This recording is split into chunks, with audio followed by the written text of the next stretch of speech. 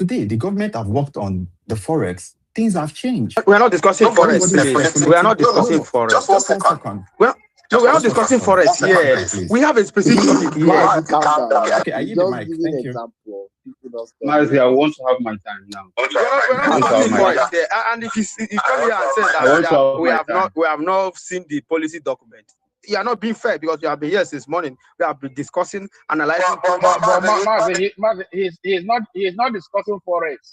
Mazi, how are you forex? He's giving an example. Are you listening to him from a different perspective? He was only mentioning that there was a time for forex, people did not study the policy and look at where it is. He's trying to create a premise. So it's either you let him lay his foundation or you let him wait for his time. Let him wait for his time. That's what I wanted to do, Seth. But in this case, there is no policy yet. There is only a proposal. There's no policy. It's a proposal. It's a proposal that the Minister of Education just adopted. The proposal also has, like, even whether you like it or whether it's a proposal or not, there's still like something you can read. It's not by mouth now. The proposal has like some press release. But we have some of us have said that we have read it. People that have not read it came out here. Hold on. No, people that have not read it came out here and admitted openly that they have not read it. Okay, wait, Mazi, are you confident that everybody on about people that have spoken on the space? That's what I'm saying. It doesn't still matter. You think everybody that has spoken on the space have read it? No, some people came and said that they have not read it. Mr. Daniel has said that he have read it. Doggy, I'm 100% sure Doggy have read it. Doggy does not speak on something that I have not gone through. Right? Papa, I'm sure that they have read it. Me, I myself, I took my time and go through it, and that was the reason why I was pointing Mr. Daniel. Is there any way they mention transition or not? It doesn't mean that. It doesn't invalidate what he's saying now. There are still a lot of people that have not. Like, for instance, you have NYSC issue here. You have JSS and SSS changes here. For instance, the NYSC reforms, if everybody have read it, people like Dr. Joe Abba will not be on Channels News right now trying to explain it. Do you know how many intense pressure people like Dr. Joe Abba has faced just simply because he mentioned that he was part of the people that, you know, drafted the reforms? He was there, still explaining till now. People are okay. Let us not go into that. So we're not going to go into this because if you go there, we'll go to logical. I did not stop you because I don't want you to speak. Just because I want to accommodate other people who have been here before you came. I was thinking that you are going to ask Doggy a question. All right. Sorry about that. I deeply apologize. Just wait a little bit. I will chip you in. So you can say whatever he wants to say, even if you want to bash me. Mr. Daniel have come here. In fact, for 2 straight weeks now, Mr. Daniel have been on my neck. I didn't know what I did to that man. Since he saw me took a picture with Bar Onoga, he has not gotten himself. I don't know what I did to that man. I cannot explain. He remains small, make I see him for my dream. But what did I go do for my dream? You know, go like him. Statement, let me. But a quick one, just very, very quick one. In as much as I want Olayinka to wait for his turn, but there's point in what he said. People that are commenting on this issue should try and read it so that they know what they are criticizing exactly. There's point in it. I think you should be asking people, have you read the document? No. Okay, continue. So that you know what the person... Okay. Have you read it? No. Have you read it? No. Quick one. Me, I've read the document. Can I wait for my time? No, you will not speak now. You will not speak. Let's take my... Let's take my speak. Yeah, I get what you're saying. I get what you're saying. But I don't want to sound condescending to people, right? Just allow them I don't.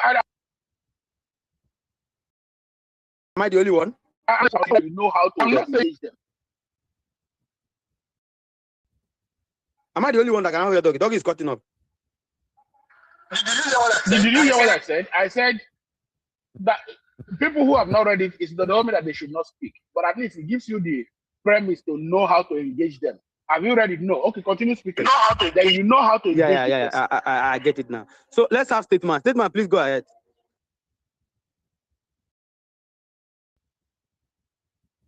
Statement. Yeah, thank you. Thank you. Okay. Yeah, thank you. One thing about your space is if anybody wants to talk, they have to join us and wait for 1 hour or more. Yeah. In Nigeria is a very huge country, and most of the time when decisions or policies are made, I appreciate the fact that governments don't focus on many of us that are many on this space, because most of us are like city boys. I am a village boy. I grew up in village, and luckily for me also, when I wanted to serve in NYSC, I served in Zamfara. And when people are discussing on this space, I was just like, okay, maybe the focus is on Lagos or maybe some other city states, River State, and other places like that. Because the reality, and another thing is, the reality in Nigeria varies widely. What is happening in remote village in Draining Kebi or Zurumi of Zambara, or maybe and what is happening in Lagos, they are quite different. But when we talk about policy, we analyze it from our own small sphere, and then we think that that applies to all Nigeria. From the policy proposal, what they said is they want to increase retention in school. That's what they said. And why do they say retention? Yeah, many of us, once we enter primary school, we enter secondary school, we are not even thinking of dropping off in at GS3. We know that GS3 exam is just to rank us, to know whether you will be in science class, commercial class, or arts class. That's what we know. Growing up in my own place, and in Lagos and other places like that. In the north, the case is different. I served in a girls' secondary school in Zamfara. Once you reach JS3 and before you write the exam, you already have a suitor. And usually this suitor, he has finished his degree or NCE or maybe ND or in Polytechnic or something. So he's waiting for you to finish your your GS3. So after writing the GS3 exam, the celebration, because you will have to do the celebration, and then they will print all this exercise book with photo of the girl and the suitor and the girl and the person that is marrying her. Almost all of them. So immediately she wrote that GS3 exam. She's not coming again. She's married off because she already has a certificate. And that is why we need to know that this policy is not targeting elimination of exam, whether GS3 exam, common entrance, or whatever exam. It is targeted at eliminating certificates, GS3 certificate, or this BEC, this basic education common certificate or something like that. That basic education, that certificate is the one that is technically being eliminated, so that you will not think, oh, once I have had this, then I think it is sufficient. And then it's probably also eliminating primary school leaving certificate, because we should know that this primary school leaving certificate is one of the recognized certificates that people get job. In fact, to be the president of Nigeria, primary school leaving certificate is sufficient. And that goes to another question. If you are eliminating this, maybe some portion of the constitution will need to be amended as well, so that it will cut out, it will delete this primary leaving certificate from it. So another concern will be this GS3 certificate is not only, it's also for a purpose, which is this technical school that Doggy and the Papa V has been talking about. The technical school, you need GS3 certificate to enter any technical school in Nigeria.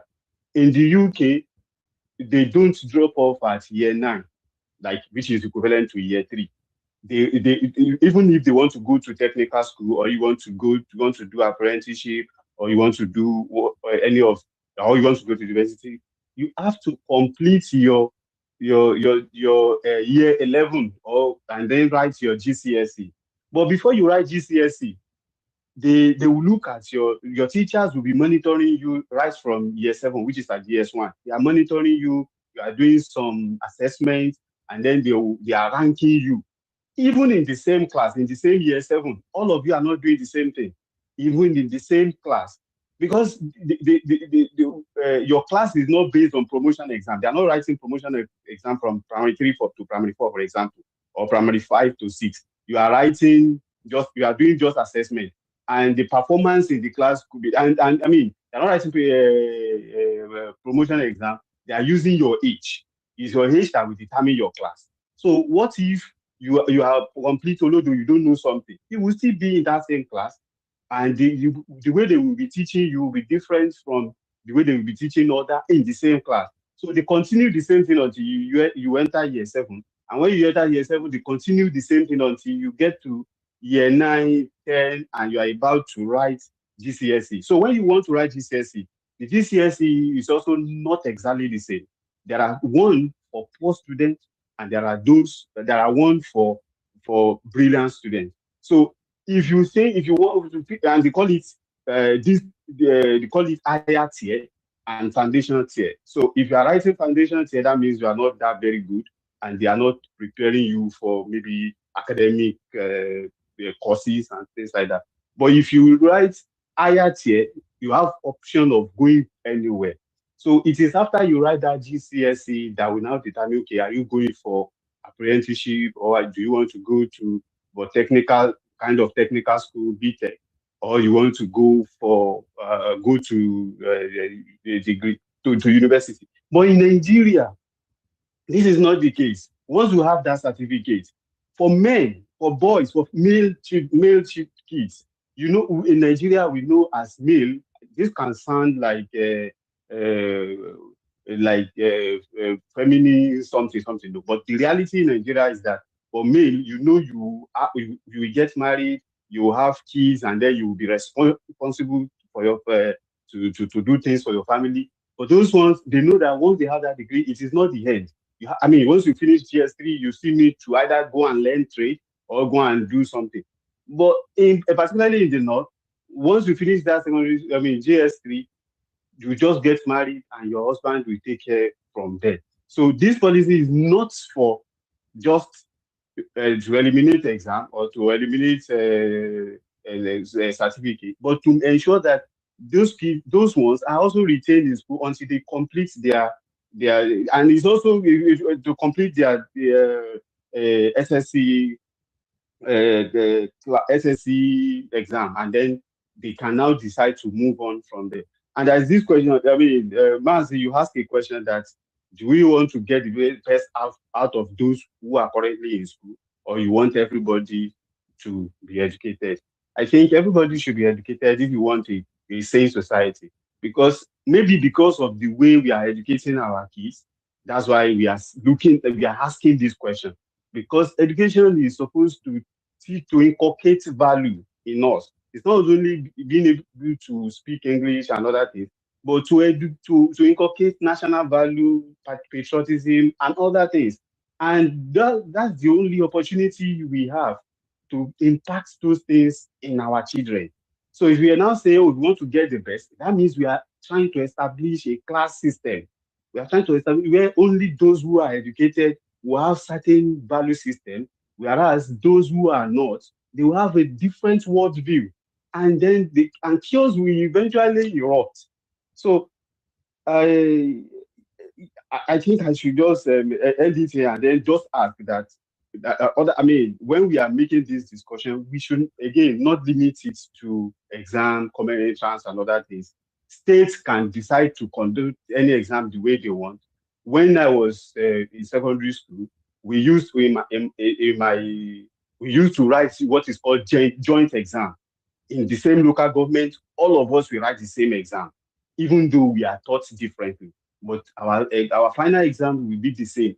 Not only JS3, even JS1, JS2, JS3, SS1, everyone writes different joint exam because they believe that we have the same curriculum. So those exams they are not only assessing the students, they are also assessing how are the teachers delivering the curriculum. Are they doing a good job or not? Because there is a barest minimum that is expected that the average student should have, they should attain in the curriculum, in the grading system, such that we don't want, if it turns out that a certain school, the highest mark they are getting is like 40%, 50%, and majority is like 20%, whereas in other school they are getting 70, 80, 90%. That means that they need to look at what are the two teachers doing. Are they doing their job or not? So we can advocate for joint exam. We can advocate, we can say a common entrance, but that does not mean after writing those exams, we now have a particular certificate to show that this person has completed this until you write the SSC, which is WAEC. So I also agree with the idea of not everybody should go to the university. If we want to improve our productivity, we need to ensure that people should take that, and that's why teachers should be they should be maybe properly trained. They should be more professional in the way they conduct the profession, such that they know the students themselves and they can tell you should go to this part, you should go through this part. Not, and then they should have this discussion with their parents rather than just allowing everybody to just keep going in mass without proper monitoring. So the teachers should be integrated into the policy, not just. And another thing that I think this policy will also address, which the minister mentioned, is the discrepancy in the number of primary school and secondary school. I have been to some countries and I am aware about the education system that in general, number of secondary school are always fewer than number of primary school. But the gap should not be that much, because I remember the minister mentioned that the number of people that are enrolled in primary school will be like 24 million, and the number of students that eventually graduates at secondary school will be about 4 million. These discrepancies, where are the remaining 20 million? But another thing we need to interrogate is that data itself. How do you get this data? How are you sure that the numbers we are putting is correct? And that's another area we need to, give that accolades to the current administration, because now they have what they call learner identification number or something, where all learners in primary and secondary school will have a unique number, and we can use that to track the number of students we have currently in school and those who have even left school. And that will tell us the number of out-of-school children that we have. So when we are looking at the policy, I think Can you round up statement? Yeah. Yes, I will round up. So when why we need good data system? And when we are looking at a policy, I will implore us to have holistic view and stop narrowing ourselves to what we know about cities or about our small circle. Consider what is going on in other parts that you may not be aware of, particularly in the north. Because when Nigeria out of school data is out, it will cover the whole of Nigeria. It will not be the only part of, maybe not only Oyo State or Ogun State or Lagos State. It will cover Zamfara, Kebbi, Jigawa, and all those local areas. So when we are discussing this issue, I will expect us to focus on the question of the constitutional amendment as regards some of the statements, like primary living certificate that we have in the Constitution. Then I also want us to also talk about the issue of technical school. Currently, you need this JS3 certificate to enter technical school. Are they going to amend that? What will happen? What is going to happen to that? Are we saying that we are moving it up? And when students finish secondary school, would they be interested in going to technical school at that stage? Because the certificate you come up with in technical school is at par with with SSC. So are they going to upgrade this also a little bit? So let me hand it over there. Thank you. Thank you. So Yusuf, I guess Yusuf have a question for you. Then we'll go to Olapote. Then we'll have a Isaac. Then Prince. Mazi, you'll have asked the question yourself, but it's fine. I wanted to confirm the school you served in Zamfara, where those girls got the betrothal offer during their GS3. As soon as they finished GS3, they got tutors, and they even did calendar or exercise book with their names. I wanted to know what percentage of those girls at GS3 are getting that treatment. That was the question. Okay, yeah, I served in government girls Arabic secondary school, Gusau. But at that same time, because I was looking for money, I was also teaching in a private school owned by General Gusau. But it's a male school. Where I was serving is a girls school, and have very large number of schools. And just behind our face, there is Sambo Secondary School, which is also a male school, also very large number. Those ones, we have a lot of thugs among them. But they let me go there. So, but for the girls, a lot of them, in fact, anyone that doesn't do it will be ashamed. So it's only, but those who continue after GS3 is only those who come from educated family and they are in public school, because we have to also No, you mean the that elites family, the not elites. educated. Elites. Yeah, okay, thank you. The elites. So the elites are those who will continue after GS3, but majority they will leave. I mean, it's a thing of pride to them.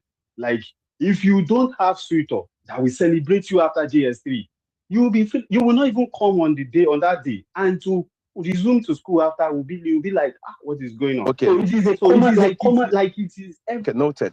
Thank you. Okay, I understand. That's 90% of them. When you say majority, yeah, 90%. That's or maybe 80%. I know that. That's what I wanted to know. I wanted to know what percentage of the girls. That was my question, actually. When you say majority of them, I wanted to know what percentage of the girls, since it's a girls' school. That was my question. Okay. Yeah, Yusuf, yeah. Thank you. So let's have Olabode, then Obeni. No, thank you. Statesman, man, my guy, I doff my heart for you. You did a perfect job already. Like, it's almost as if there's nothing to add. But let me, and you draw us to a blind spot that people had not considered, right? Even not me, but when you were speaking, I was like, this actually makes rational sense. Because sometimes we look at things from our prism, like you said. But I don't even want to focus on that. There's nothing to buttress on your point. But my position is the assumption, because people keep talking about vocational studies as though it is away from, theoretical education in itself that people learn in secondary school. Let me use practical courses, right? Bricklaying, motor repairs, electricity, becoming an electrician, whatever you want. Now, there's something called the NVQ in the UK, right? NVQ is on the job practice. But before you go to NVQ for most courses, electrician, I know that for sure. Plumbing, I know that for sure. Duct fitting, carpentry, a bit of it, it depends on how it is. What they do is you go to things like level 2. They would have level 1, level 2, level 3, right? Now, what you are learning in those things is equivalent to what we learn in our secondary school SS1 physics, SS1 chemistry, SS1 technical drawing to SS3. So all those things you learn are the things you learn to become an electrician. It is not away from, it is another pathway to in the UK, right? So when you say vocational studies, that's how they do in no, these people are also learning, right? But what they do is make it easier to grasp. For instance, the way they do their calculation in for electricians wouldn't be the same way your teacher would teach you in Nigeria. It's almost assumed that you know nothing, so they have to make sure you understand it. They find a way to break it down to its simplest form. And I think that's where Mr. Victor has been missing it, because his own position on vocational studies is handiwork, right? You are not limited to handiwork. As a matter of fact, in the UK, you can be a mate for 200 years, if you like. You will not grow to become, say, an electrician. You will stay an electrical mate. That's the bottom line, right?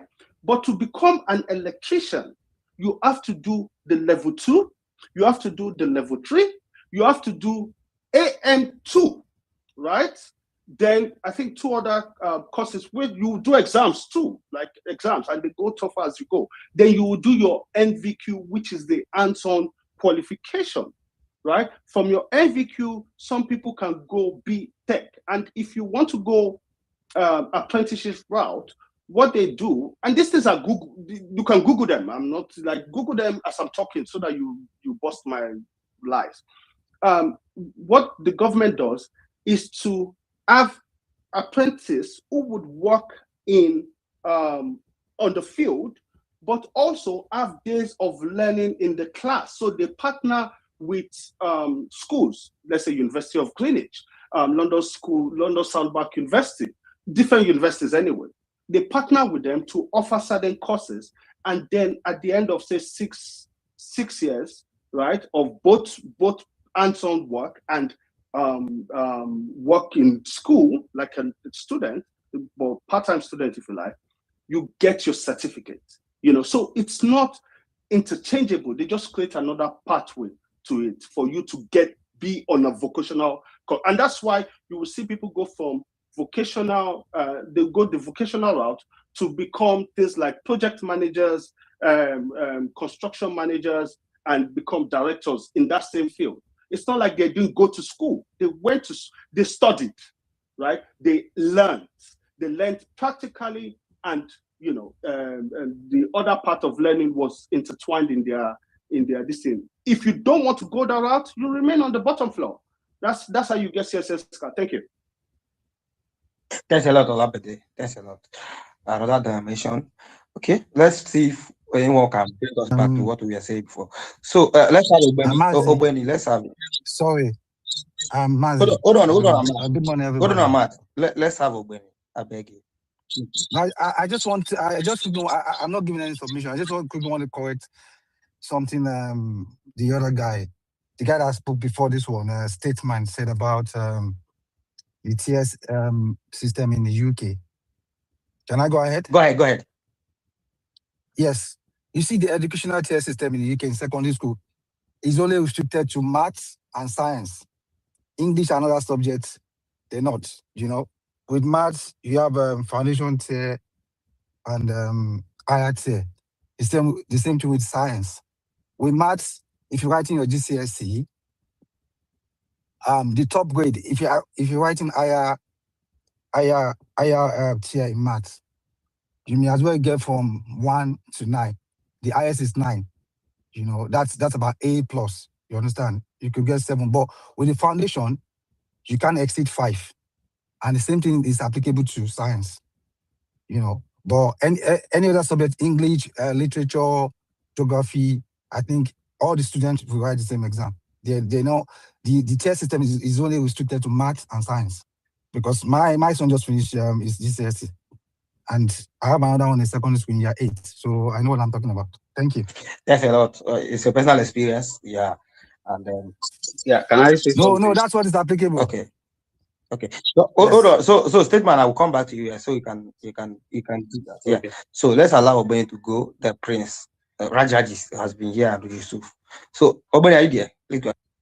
Yeah, I'm here. I'm trying to get my space so that I don't get interjected, and I'll try to bring it home as local as possible. So before anybody asks, I've read the proposal, and there's a recent one that has been dropped again, and this is many of the paperworks that the Ministry of Education have been doing. I think one time they said they wanted to add Mandarin to it was a policy they brought that they want to add Mandarin, and I would love to ask rhetorically that where has that gotten us till now? So concerning this one of trying to remove the examination barrier of Beke, we call it Beke. I was a teacher in Ogun State, Nigeria for a decade. So we call it Beke, where GS3 writes exams. And it's a decision that I think they don't think about the consequences at the end of the day. For example, those exams are run by the state. There needs to be something after 3 years that distincts you, because there'll be a change of subject. And it's a marker, it's an assessment So, for example, I'm doing business studies from GS1 to GS3. If I fail business studies and I pass integrated science, they are no more doing integrated science, I've forgotten what they call it, but if I pass science, it's obvious that I will struggle in commercial. So it's an easy marker for those who are in the sector to know that, okay, when your result comes out, we know your strength and we know your weakness. That is the essence of the examination, because you are going into a new sphere of science, art, and commercial. If someone is failing literature in English in GS3, it is dumb for him. In fact, I wanted to study accounting. It was just so I failed it. I got D in business studies. I had the passion, but I couldn't even open my mouth because I knew that I would struggle in commercial. It's a marker because you are going into a new sphere. So there can be the argument of how some parents used to argue, yes, we have that, and it is not. It also gives job opportunities for even the state. Some people are setting the exams. Some people are marking it. They are external invigilators. There is an economy around it. But what we've seen from the Ministry of Education back to back is removing things like this. Today you say, they should remove Christmas party. They should remove all the parties. You don't know why they are doing these parties. When these children graduate, when they get to the outside world, they go to parties. You go to parties. So must you now hide it from them? Then when they now grow up, they now start hearing of parties. They started hearing from parties in schools, even in your houses.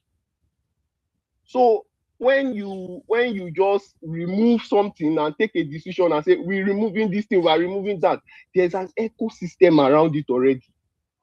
And Mazi, the reason why this government does this back to back is because of their incompetence.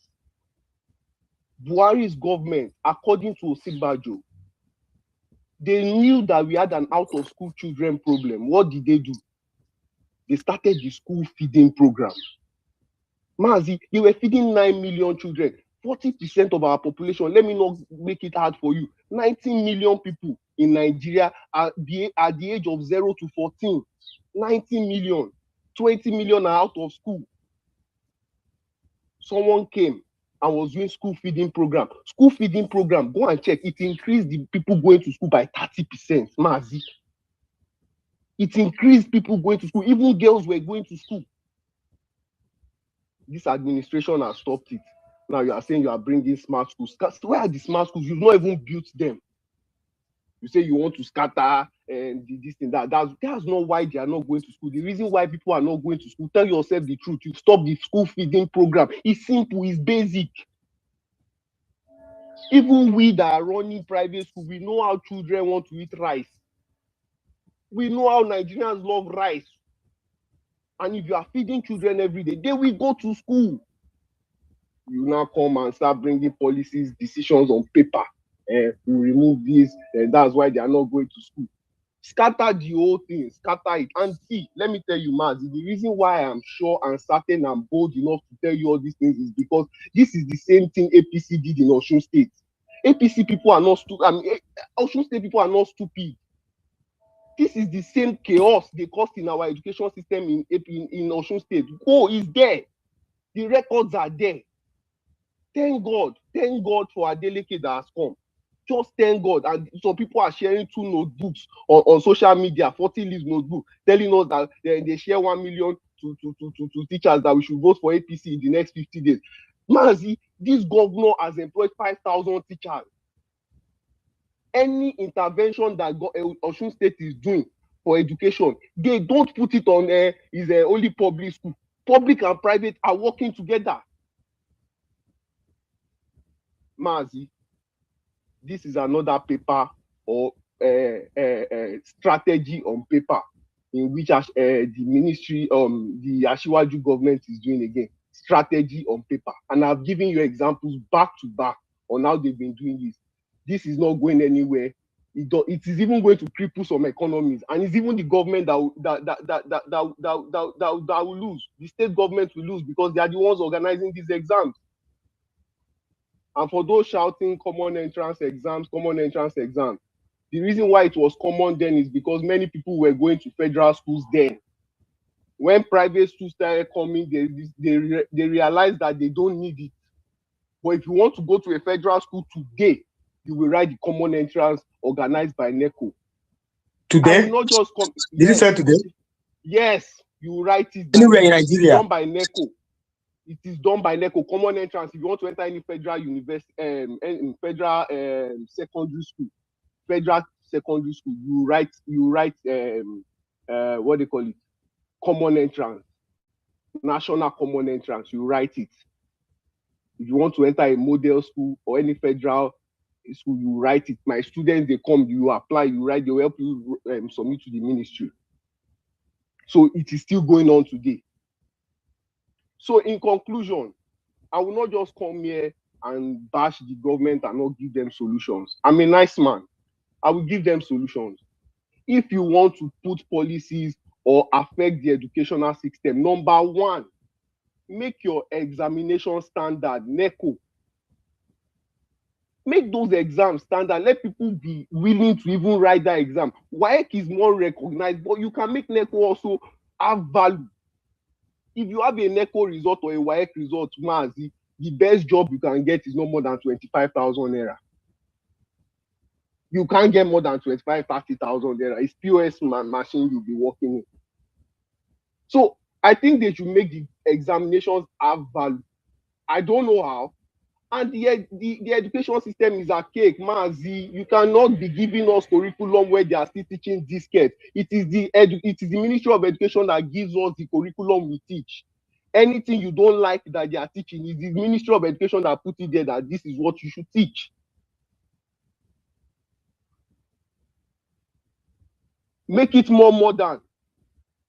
Mazi, I was in Cardiff. Many of my classmates, many of them were teachers of under 14, under 13. That's what they do. So if you're a cricket manager, if you're a cricket player, you are a teacher for. I went to the swimming pool one day. At 10 o'clock, primary school children were already in the swimming pool. It is not in any public school. Let us not lie to ourselves. Even in a volleyball, it is not. It is just few. You can mention Lagos, yes. It is very, very few. Even in Ogun State, where I did WAEC Ota 4, Mazi, 54 private schools were registered for WAEC and NECO. Only one state school was there. Only one. In that Ado Ota. Only one.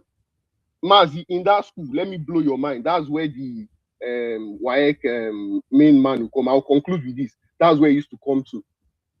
The students writing in that public school, when they write one paper, when they write English, maybe they write theory and they say they should go for break. Many of them will not come back for the OBJ because they've written rubbish. These are real life stories I am telling you about the public school system in Nigeria. Public school system, which the Ministry of Education is there, remove this, remove that. Go and feed these people. Start the school feeding program again. Thank you very much. So let me correct something here. So school feeding program was suspended in 2024, but as I speak to you, it has been restored under National Homegrown School Feeding Program. This is under Renew Hope Initiative. It has also been restored. So school feeding program was suspended allegedly because of allegation of misappropriation or mismanagement of the program. So they suspended it, maybe to rearrange it. Now it has now been restored under Renew Hope Initiative, tied to National Homegrown School Feeding Program. So I think that has been settled. So if they have should the federal be the one talking about school feeding? Should the state be the one talking about it? Doggy, let's move the mic. I beg. What are we doing here? What kind of rubbish are we listening to? Beg. But federal have their own primary school, right? Federal should not be talking about school feeding in primary and secondary school. Federal should not be talking about school feeding in primary and secondary school. Mazi, let's move mic. Wait, stop this. Let's have a conversation. Mazi, move mic, I beg. This is not a conversation to be having. We're having something that has to do with federal. the state that is doing it. Go and talk to your governor. Him is talking about if he made a point that when Buhari administration started school feeding program, that Nigeria children troop into a school, maybe because they want to go and eat food, not necessarily because they want to go and learn. They should put a law that mandates states to be doing it. Not that the federal should be the one feeding children in. No, don't get. Federal is not federal problem. What I'm saying is that when Buhari started it, he said that the number of school children that troop into a school increased. I agree. Hold on. That means let me make my point. agree. Let me make my point. That means Man, those students. Smarter than Osibanjo. Hold on now. Make a land now. When you are speaking, I'm not interject. Hold on, baby. I will give you a time. Oh, I don't want to use the mute button. I don't want to be doing this. So you have made that point. Now I'm not bringing a logic that okay. Now that means those children that went into that school because of school feeding program, they did not went there because of education. They went there to eat. They went there because they know that this is the place that I'm going to get the food. If I reach there, I will see a food to chop. Not necessarily because I want to go there and acquire education. So in one way, they feed them in the UK too. Let them tell you they feed them in the UK. Should they collect tax in the UK? They feed them in the UK. Maz, if a boy wants the children to be feeding, let him talk to his governor. His governor should be the one doing it, not federal. Move Mike, I beg. Let's talk something important. Now, drag unnecessary things. Let's talk about something important, I beg. If you touch this school feeding, unless you're on benefits, stop. Raja, when you are about to talk, if you touch on this until year 2. Ahmad, from year 3 to year 11, Ahmad, please. Unless you're on benefits. Ahmad, can you hear me? He's lying now. Oh. So, Raja, if you touch on this school feeding program, I will drop you. So just know this now. Or go ahead and talk. Okay, thank you, Martin. No. It's even local government that are even doing school feeding, not even states. What? I beg, go and get yourself a bill. Exactly. I'm not saying what he said. I'm just saying let's move, Mike. You understand? People are making noise that VAT is 7.5%, but they want swimming pool in primary schools. Nigerians, Nigeria, I don't know how to qualify Nigeria. They tax too much, but you want a primary school with a swimming pool. Anyway, let's go back to the issue. Mercy, thank you very much, and it's been a while. Hope you are good. How is everybody doing? I think I saw Doggy last on Feminist Space. Mr. Daniel, everybody, I say hello. I want to approach this matter, from the angle of the policy, ideation, initiation, conceptualization, and then the structure, the governance structure around these things. Then I will now land on the actual issue we are discussing.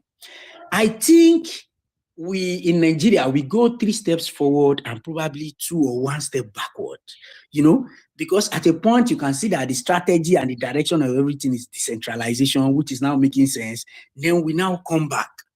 Permit me to, I'm always big on marrying the town with the gown. And we've established the fact that culture usually eats strategy for breakfast. Considering the Nigerian contemporary environment, we know that we are widely divergent from the socio-cultural perspective. So anytime we want to initiate or conceptualize policy, we must put into cognizance that discrepancy in socio-cultural setup. Somebody came here now and talked about the Zamfara this thing. Are you getting me? Giving us an insight. And mind you, whether 6-3-3-4, whether 6-5-4, whether you give food, whether you don't give food, there are some areas in Nigeria where nothing stops the children from getting education, at least until SSC, no matter how worst.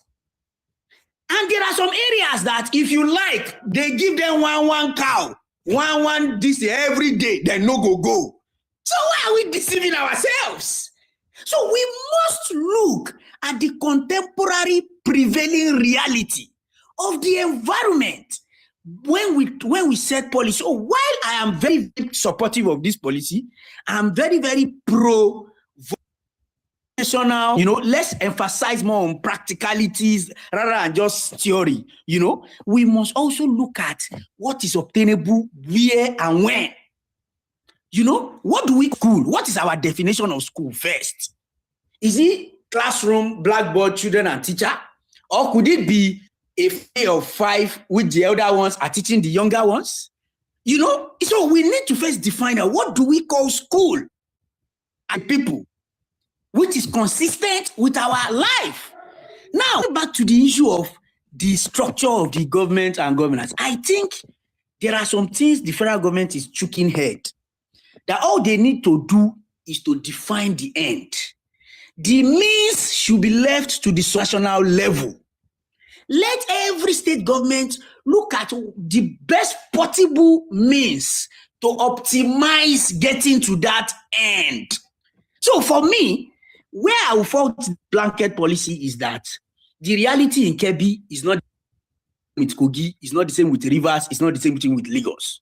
So bringing such blanket policy, I think that is where we used to have problem. People have over time argued for asymmetric type of society system where you do what works for you. Like Doggy said, not everybody won't go university, but because the system in such a way has stigmatized not going to university, even person will not get business for university, self won't you get. There's something in the Yoruba land that this thing killed. We used to call something freedom. What is freedom? That time, you see somebody when you finish secondary school, is either you are learning fashion or you are learning mechanic, you are learning this thing. And it's always a thing of pride. When you are graduating, then we call it freedom. People will carry a shoebi, then go do party, knowing fully well that when you finish, you are equipped, you say go get students, apprentices, where you go teach. That thing ran the Yoruba society very well until with due respect, Awolowo brought free education, and people saw that people who finished SSC were even being incentivized more by government than all these people doing practical jobs. And that thing collapsed, that structure. So I'm not saying Awolowo's policies were not beautiful. No, I'm saying that it was one-sided, such that everybody now saw that, if they keep learning this mechanic, or they do farm, or they learn tailoring, people will get SSC, then they get 505 and 2-bedroom flat. Let alone say you can't get NC or HND or even BSc, but nothing. There was no provision made for those people, that were actually doing practical classes, doing apprenticeship. That was what killed that system. And today, what's the result? A lot of unemployment, Yahoo, and scammers, as against before. I'm speaking to the Southwest because this is my reality and I understand, the dynamics. As against before, that time, if you see secondary school students will come out, I can bet you that more than half of them has already enrolled in an apprenticeship system.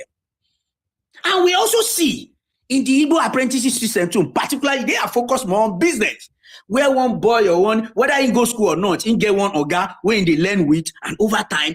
So that thing was actually a gradual, it was consistent with our socio-cultural setup. And that's why even without any government intervention, without any standardization, without any structural input or anything, it was working. It was working. All government needed to do was to formalize and standardize it. All government needed to do was to polish it. But then, people now saw that government was paying more attention to those who have paper certificates of SSC and university than. So it killed that system because everybody wants something better. Are you getting me? Now, I want to speak as from my experience in well over a decade in civil service. While I appreciate, those who sit down to conceptualize and initiate policies, I think there's something fundamentally wrong in our policy from initiation to implementation stage. And what is that?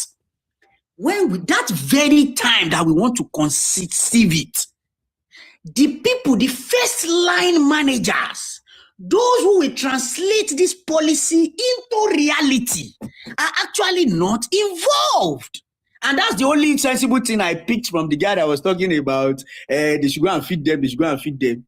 That people are left here. The primary school teacher or the secondary school teacher, the actual average parent Are you getting me? In that environment, maybe the traditional leader also should be part of these policies from the initiation stage.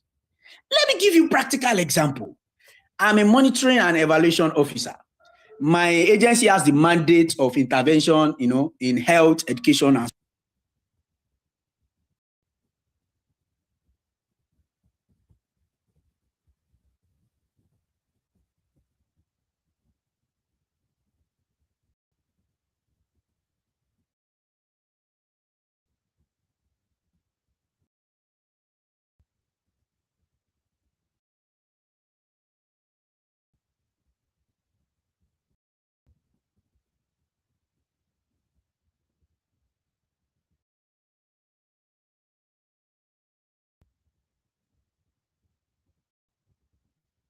Bluetooth connected. or a volleyball court or a table tennis this thing for the school. And you get to the school and you discover that there is even no roof or desks. So the primary goal or the primary duty, the primary activity of school is not there. Then you want to go and give them what? Table tennis court, football pitch? Does it make sense?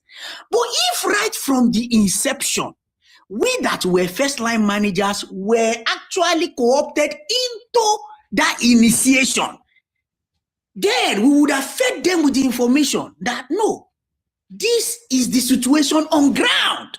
And then that policy would have been well shaped to be able, so that we now show a gown that is consistent with the town.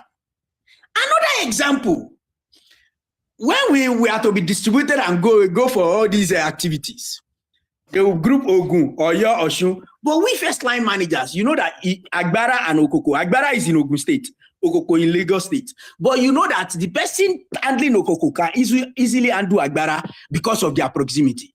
But the person sitting in Abuja does not know this. Rather, he will not join Abeokuta with Agbara for somebody and then give Okoko and Badagry for somebody, when the person in Okoko would have easily handled Okoko, Agbara, and Badagry, which will optimize resources and be more cost efficient. So this is a very, very, very big lap in our policy ideation stage, not involving the first line, those at the bottom of the pyramid that will actually translate this thing into reality. Now, the other point I want to speak about, why I say let's decentralize this thing, is if we have a particular target or standard for our education, let the federal government speak it. Then let each state look for how they will reach that target. Not the federal government drawing. Let the federal government speak to the end. Let the states worry with the means. Now, if you go to somewhere like Zamfara, Kebbi, and Co., you know that if you have 100 students in primary school, banker, 70% of those children will end up being headers. Me and you already know that.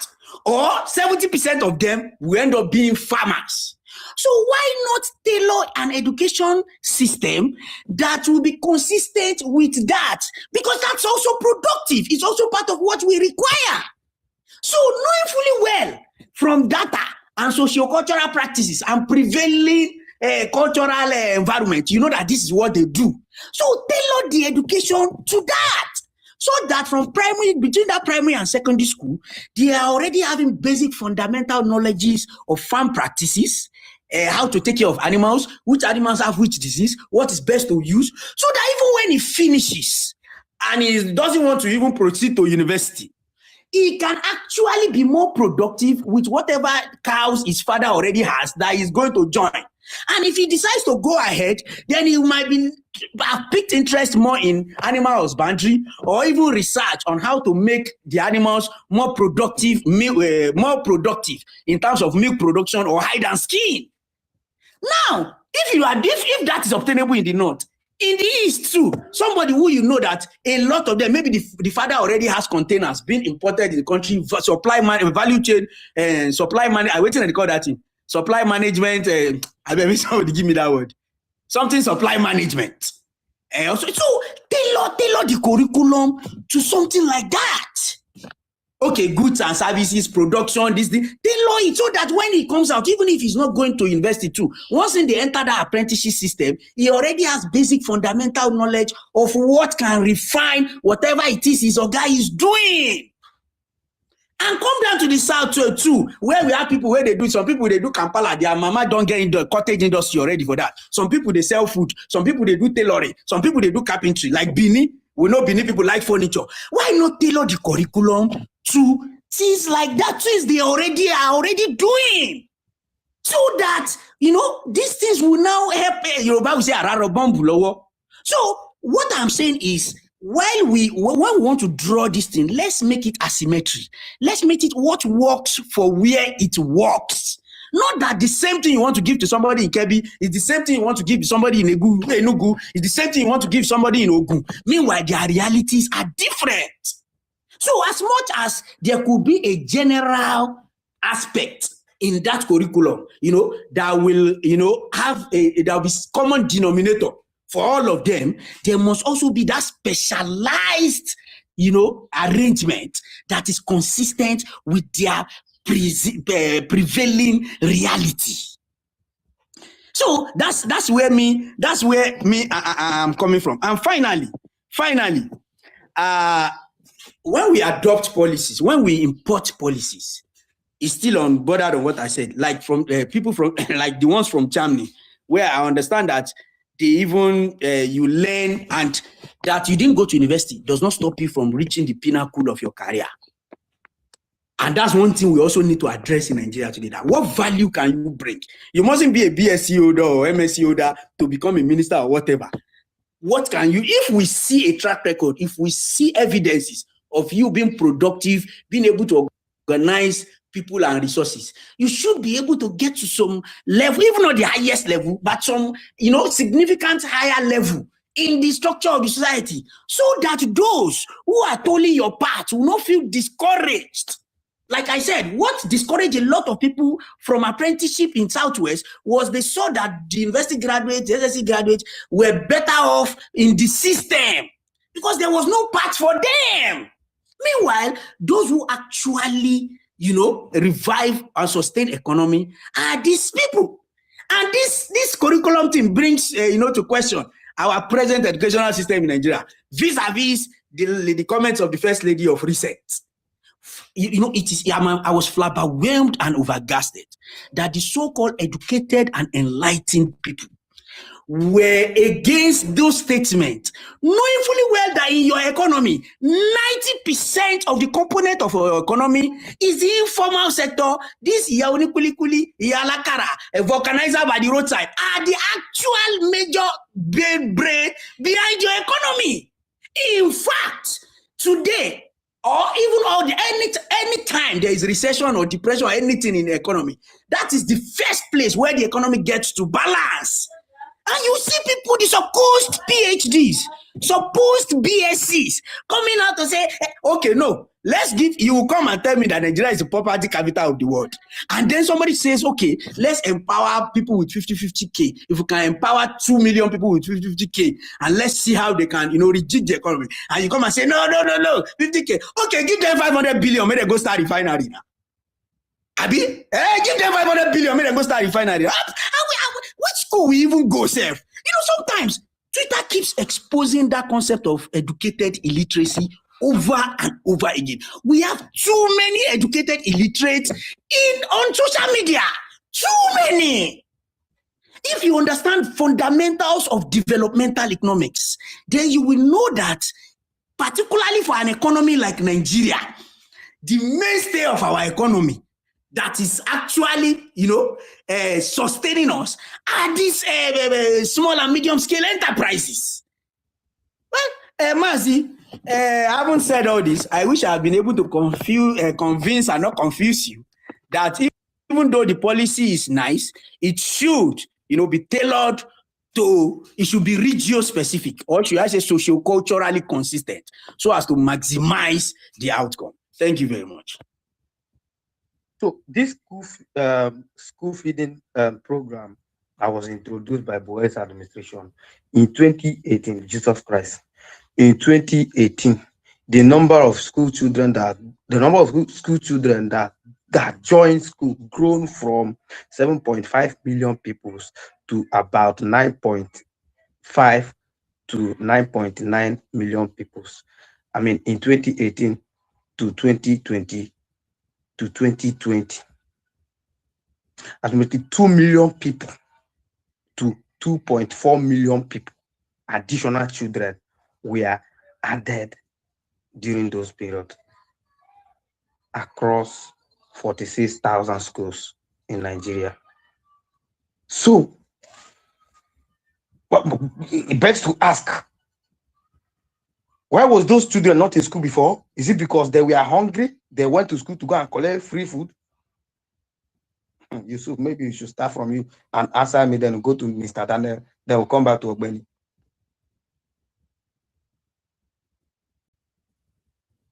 Yusuf, can you hear me? Yes, I can hear you, Mazi. I think I even came before Raji, but Raji, you are doing fine. I think APC should send you to Channels TV or Arise. I think you are explaining these things more than those people that are going to sweat in the studios. Like the one in studio, they're just explaining, but I think you are doing better. But I actually requested Mazi, when this education thing is my field. So I will always love to speak to things like this.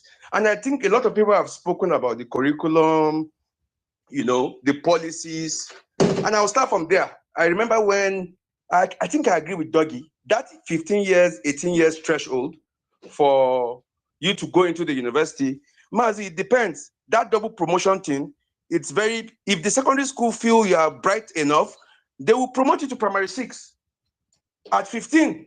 So it's now left for the university to admit you. Some of my classmates were below 17. We have people like that. And some secondary schools, they don't even have, there are schools, I will tell you in Kaduna, that there's no primary 5. If you see any student in primary 5, that means that student is not bright enough. Not all schools. From primary 4, that student goes to primary 6. If it's above average, and there's a threshold they use. And you still see people that, in secondary school, they get that double promotion. So if you are that bright, I don't think JAMB or any school should stop you from going to school at 15 or 16. You mustn't be 18. And there are situations like that. You can check the TL. But for me, I would say the policies look fantastic on paper, right? The argument of whether you have read it or you have not read it, no, they are very, very okay. The implementation is now the issue. And for the implementation, let me just react to what Raji said, because it's been long I heard him speak. Raji, when you talk about, these people, they know how to do carpentry, those other people, they know how to do, Kampala, these ones they can sell. Are you saying that now this policy should be regionalized? I think that's why it's national. So if we're looking at our various individual talents in geopolitical zones and how that affects the policy. Sorry, Yusuf, 10 seconds. That's why I said, let the trial government deal with the end of the policy. The end, as the end in economics, the goal. Let states handle the means, because the states are closer to the people and understand their reality. So if we are saying we want to be this by 2050, set by federal government, then let each state now look, okay, how best do we, with what we have and our challenges, to get there? That other two, we say, how best will it? Are you getting my point? So it is easier. I get your point. So in other words, you are saying now, those people were not carried along during the, putting up these policies together. Because if they've been carried along, I'm sure some of these things you are mentioning will have been addressed. Because a national policy... I still think it's in the ideation stage. I don't think it's... Let me finish, please. Let me finish. So go ahead. Yeah, thank you. Yeah, thank you, Mazi. Well, so basically, that's what I want to say. I'm saying that the policies are fantastic. And I think people can even check. Ministry of Education has changed the curriculum of our primary schools, right? They've changed the curriculum. So I'm seeing, like, now there's skills acquisition from primary level. I keep giving this example. Mazi, there's this intro tech that people do in JS3. I think from SS1, yes, intro tech. Some of the things we are taught in intro tech, we still have to teach some people at tertiary level. That is the failure of the system. We have very, very bright people, we have average people, and we have people that, I don't know, they should have been doing something better. This classroom is not meant for them. and the only thing they can do is skills, right? But that sector, during the beginning of this space, Mazi, I was listening very early in the morning while you were speaking about, I think there are some courses that you do, apart from NEL Fund, government is still giving you money, something like that. Those incentives. I was talking about technical schools, right? Yeah, technical schools. Thank you. Yeah, thank you. So you see, those incentives will motivate people to join those courses, right? And like the example the other guy gave, the school feeding program motivated some people to come to school. But that is crazy in my opinion. I don't think we should be that. I think hunger is a problem then. If food will motivate, don't misconstrue me what I'm saying. If food is a motivating factor for people the number of people going to school to double, I think there's a problem. There's something wrong somewhere. There's something wrong. But if that will mobilize people, that motivate people to come to school, fine. So that incentive, Mazi, fine. But looking at the teachers themselves, somebody has spoken lengthily about our curriculum, and we try to compare our schooling system to the UK and the British and all of you, where we got it from. I think that was where Mr. Daniel was even called, Mr. Victor was having the argument of 18 years and 16 years. Yes. And that's why I told that age, Mazi, at primary school, the brains of the children are at their freshest, how will I put it, state. It's easier for you to educate a small child than adults. I'm speaking from experience. There's one school in Zaria, Nigerian military school. Mazi, at GS1, GS2, these students are doing weapon training, map reading, obstacle crossing. The way you have your maths, English, and geography, they have weapon. They are doing those subjects at 12, 13, 14 years old. So the simulation rate of those children at that age, you cannot compare it to somebody that has finished secondary school and going to join NDA or the army or police to go and learn how to operate an AK-47. A JS2 NMS boy will unravel an AK faster than a sergeant that went through the adult education. So this is when the brain of the children is at their brightest. So I don't have a problem if you are keeping them for 12 years. But the argument that, you are keeping them for 6 years is you are not even sustaining the 6 years. Now you're looking at 12 years, or is it? I don't know the numbers right now, but you know what I'm talking about. That argument for me is not the bone of contention. What skills are we teaching the younger generation? There are courses in our universities, and regularly that's why I want to make you go Channels TV, make you go talk this thing. There are courses in Nigerian universities that is not adding anything to the country. Those courses should be scrapped. Let's look at what we are doing. Maybe University of Lagos, UI, ABU, or ATB, like 4 universities should keep on doing those courses. But we are graduating people every year that cannot survive on their own. They are reducing their ages to go for NYSC. Man, the people, they change their age to go serve.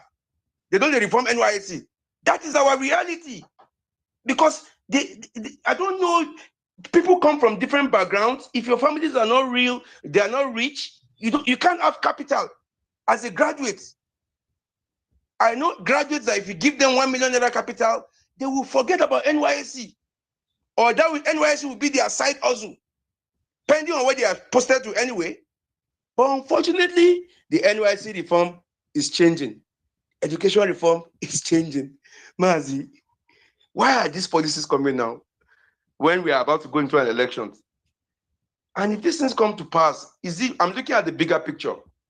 Somebody says something, educating people is the best thing you can give to them as a government, right? I don't think feeding them is one of the things. But if feeding them, we make them come, giving incentives, we make them to come for education, fine. But Mazi, go and check our system. People that are going to Federal College of Educations, those are the people that are supposed to be our teachers in primary schools and secondary schools.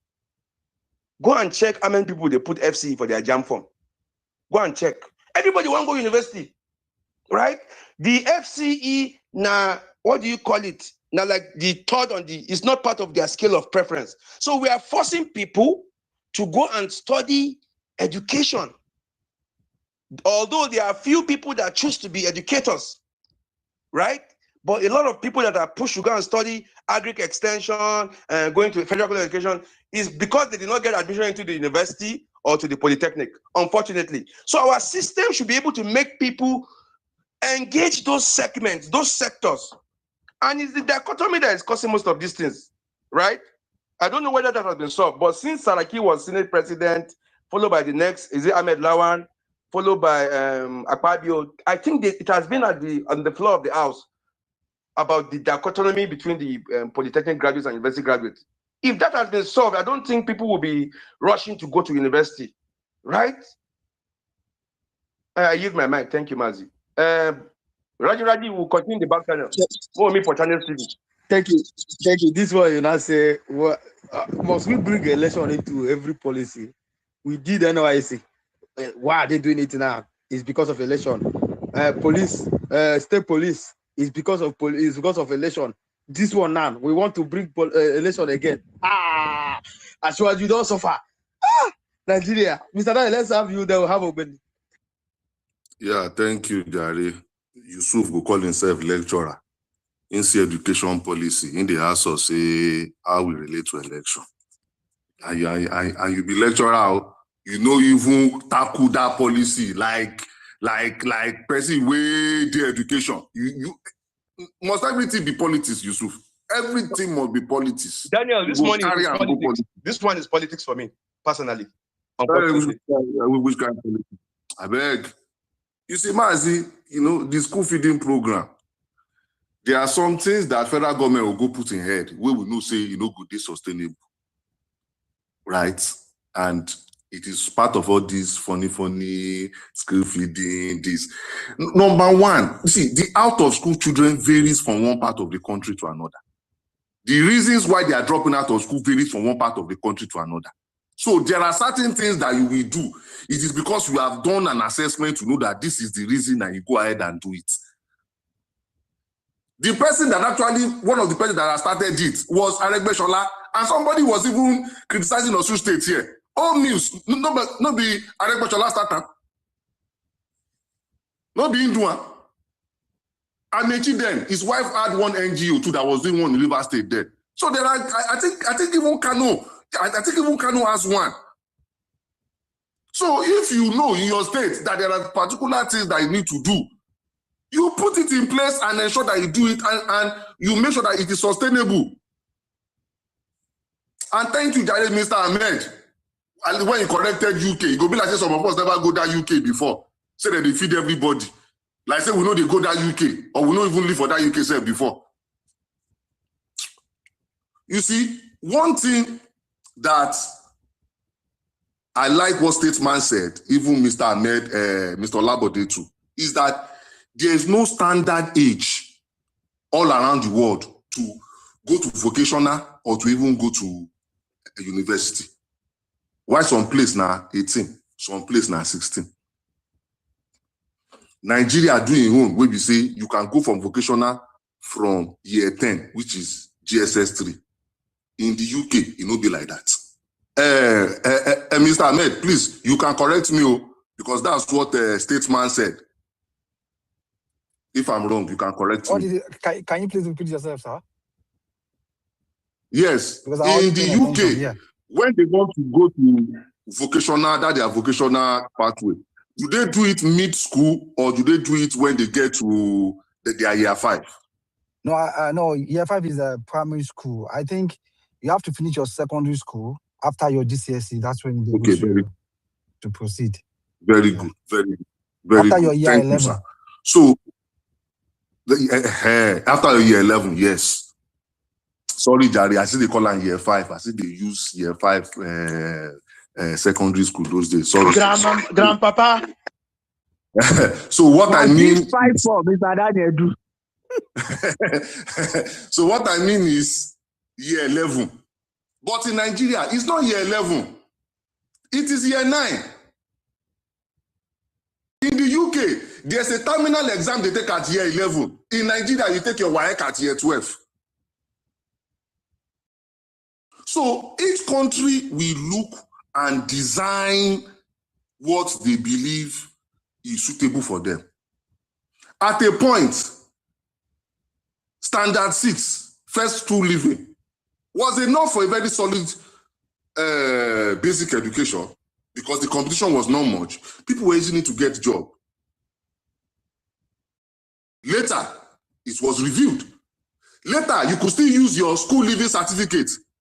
Now, I'm very sure you cannot even use it to secure any job except political office now. So the standard, as they change, you go to change things. One thing I know, and thank you, statesman, because I also explained it earlier, that it seems they've looked at data and they saw that people drop out from that GS3. You know, down here in the South, we don't consider that BCE. We don't consider it anything. We just consider it something that you will take when they go take filter you as you go up. But in some places, it's actually a certificate. In some parts of the north, it's actually a certificate where I know that I've collected the certificate and I can say, oh, I've attained my education to a particular level. At that level, you are meant to either go to vocational or continue, but some people will not continue. So what they are now telling you is that, please, this thing, let us remove it so that people will know that you follow your distance to year 12, which is SS3. And by the way, that BECE, state on state level, I am a parent, I have children that have taken it. For a lot of school, they also have their own standard because that BECE is too low for them. So when the students write that one, the school will set another one, do psychometric tests for them. It will be part of the report that they will send to you, their parents, because they are telling you that this one, because usually those statewide exams are usually not set with the highest standard because they will look at the average all around the states.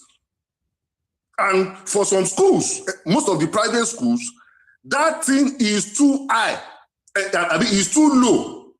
So the schools will still have to conduct their own exam within school to assess their children because the junior WAEC is mandatory that they must take. Same applies to entrance exam. The common, it is too low for a lot of schools. They don't even consider it. They have their own. That is very tough, depending on the enrollment to certain schools. Those schools that you know, enrollment or admission is always very, very competitive. If you go for the exam, it's always very, very hard because they want to screen people out.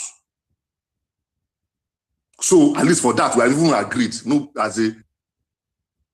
my children never took it. So it's not by force, unlike junior WAEC, where you must take. So they've looked at it and told themselves that, come, oh, this BECE, maybe what you are trying to use it to achieve self is not good enough. Or that 9 years is not good enough. Let us have 12 years. Let us also understand, and I'm talking as a parent, that while some of our children now academically are very sound, when you look at what they can do academically and you look at their emotional maturity, you know the balance. Look at JAM score. Some of those children, no be 15 years, 16 years. JAM score, they call this Chingon. My own time, if you score 230, 240, you'll be Oga. When boys go score 212 like this, you go the jubilate. That 200 and something, I don't even reach.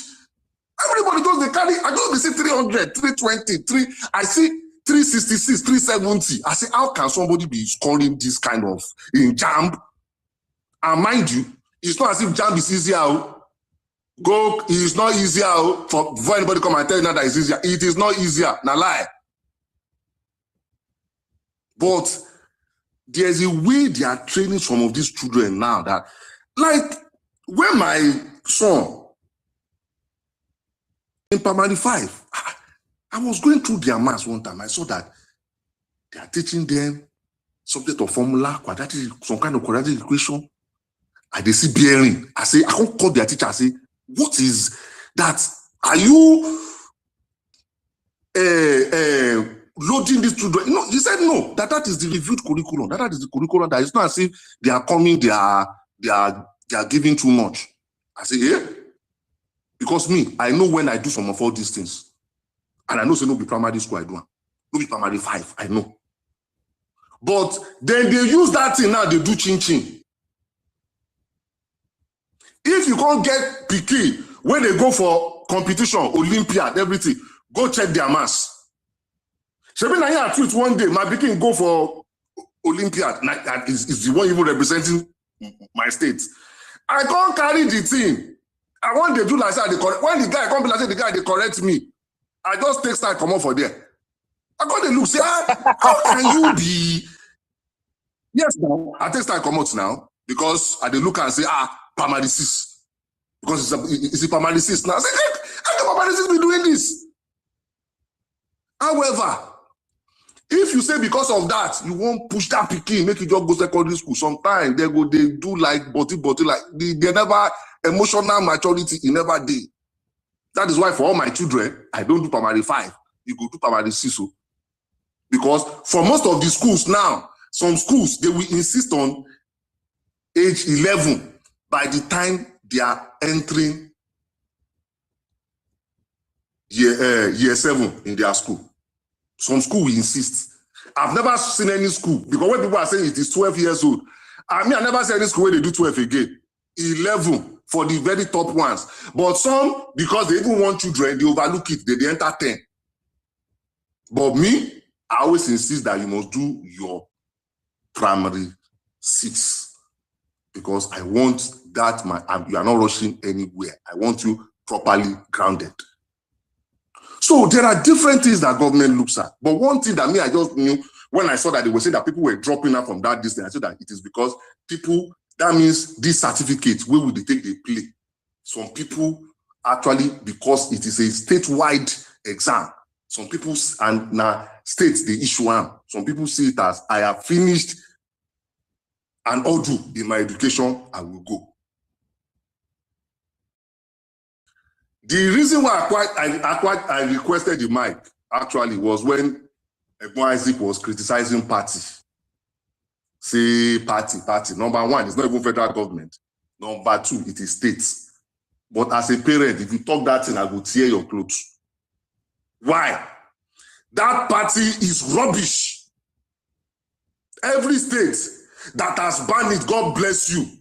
People don't understand. Let me explain what is happening to you. Let me explain. When children finish, is it kindergarten that they call it? That one that they start with to go to primary. They don't make us with that. They will do graduation. Make a break and time for people, because it be like say Egbo is and a party goer in life party where make I tell people waiting they happen for kindergarten. When you finish kindergarten, small pikin of 4 years old, they go do party graduation to primary 1. When you reach primary 5 or 6, then go do prom to GS1. When you reach JSS 3, going to SS1, they will do another party to cross over within the school to SS1. When you can't do SS3, they will come do another one, and that one will be the grand finale. If your pikin goes some kind school, when they tell you the kind suit, they will tell you the design, they will tell you what they want.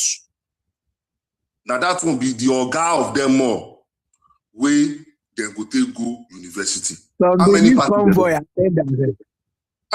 they don't do, I beg? How many parties they don't do? And you know, you see, my problem with this party is that you don't have a choice. Do you know what they will do? It is part of your bill. The school will bill you for it. It is part of your bill. They will put it there. So you cannot say, I am not doing. You will pay for it. What some schools have, what some state government have said is that no, you can only do parties in terminal classes primary 6 and SS3. Some states have come and say you cannot even do anyone except to get to SS3. Waiting kindergarten pikin understand about party. They know waiting they happen. Now parents, they do that thing for themselves. And some schools will milk it. My boys in primary 6 now, I paid 240,000 naira each for their prom. Each of them. And you see, the thing they pay me say that thing no day here. If you say the River State don't start that thing, I go do a lot for that their school, say I no do again. Because do you know what? They no born you will make you no pay. If you no pay, your picking, you see, your picking go fit as if they go just finish you. Say all my students are doing this thing. Now, let me tell you, outside that money, we now pay about 100,000 or something for excursion. A terminal excursion. They will take them here. They call it enjoyment.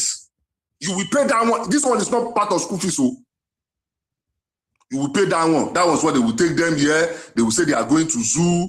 They will go here. They will do there. You won't keep parents. Now, for that party, your boys or girls, they must wear gown or they must wear suit.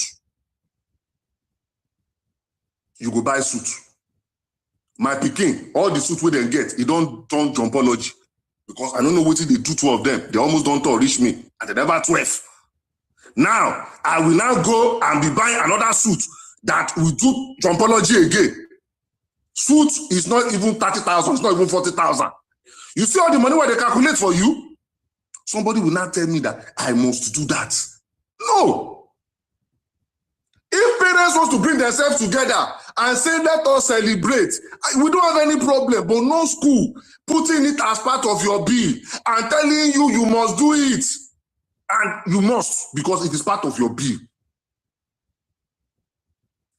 The truth of the matter is that some parents, they like all these things. So some parents, You see, in my daughter's school, this is a digression. Do you know what? The school had to pass a law or a rule that if you want to do birthday, that birthday what they do, they gave you a person that you must buy cake from. They gave you size of the cake that you must buy. And they gave you drinks and snacks that you must share. You only pay to a particular person. And it is only that thing that they can do. Do you know why they started it? If some people want to do birthday for their pikin wey dey school, wetin dem go share when you see the bag, you code go catch you as parent. They were using it to do, I big pass you, I do pass you, I do this one. It was not causing problems. School now said, okay, everybody, this is the rule. Your cake, you can only buy it from Bashorun Cake. They will give you the number. Pay this amount. You cannot do more than that. It is because sometimes parents, they overdo. Now, this might pikin why they tell you, after all this prom for school, parents come together.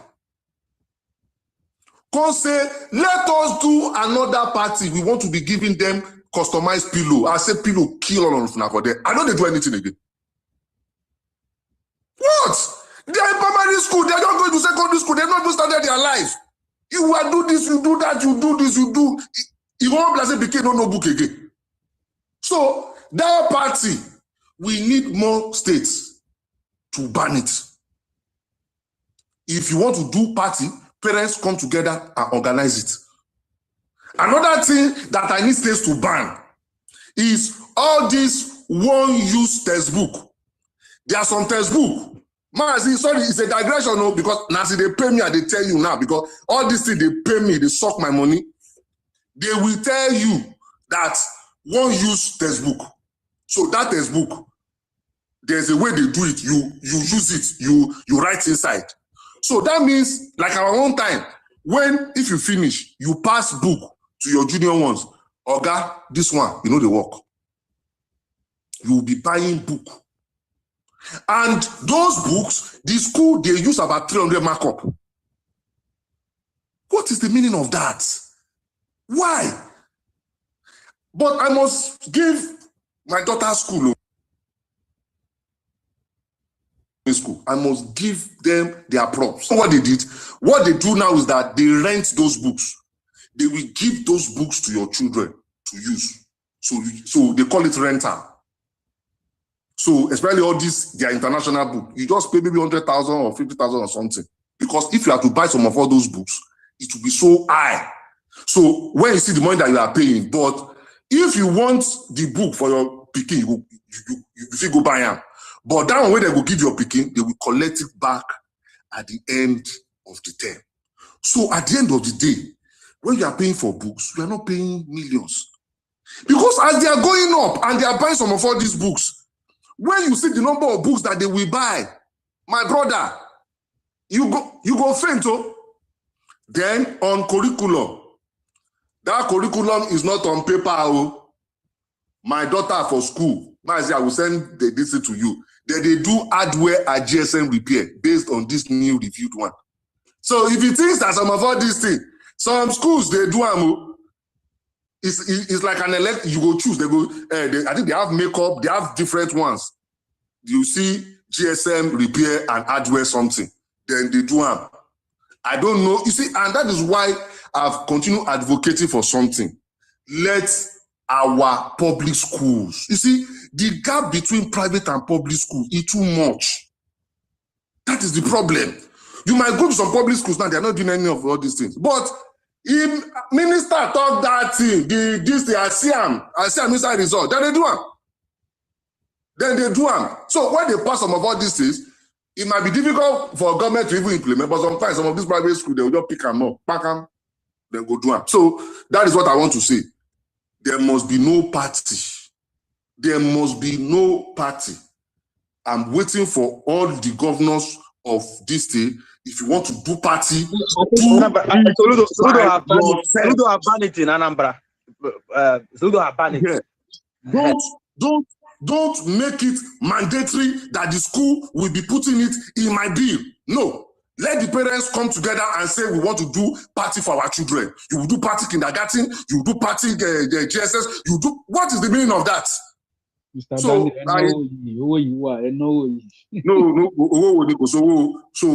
so all the governors that have done it, more Chris to your elbow. The governors have not yet to do it. Please, we are waiting for you to ban it. Make it only terminal. Some of them have said it's only primary 6 and SS3. Some of them have said only SS3. I don't see the essence of kindergarten. Some of all these things are school they take and they chop money.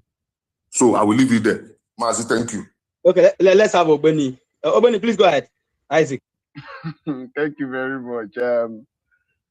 I don't know what to say because Mr. Daniel has just been busting my ribs here with the funds he has been talking about because those are source of incomes. Imagine collecting that money from like 600 students, 400 students. You know, it's quite a good source of income. But one truth I will tell you is that those parties are necessary. And the case where you are talking about birthdays, I agree with you. We also had that case as a school owner. I know you are talking as a parent and that's how you guys see everything. But as a school owner, the case of the birthdays, what we did is that if your child is doing birthday, you just bring cake, snap picture, and whatever you want to give, you don't give children or you don't give the class people anything. You just give the teachers.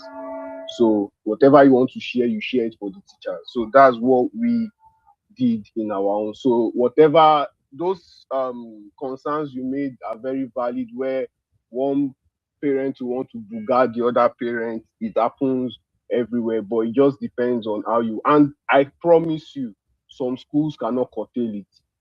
Some parents go wild. Some schools can't really even curtail it. So I get where you are coming from. But what I am focusing on personally in this conversation is about the public school system. We really don't have many of those things. And I don't think it is necessary for the government to be interfering in it because there is an economy on it already. Those DJs that come, they get paid. we have a personal woman, Yalara.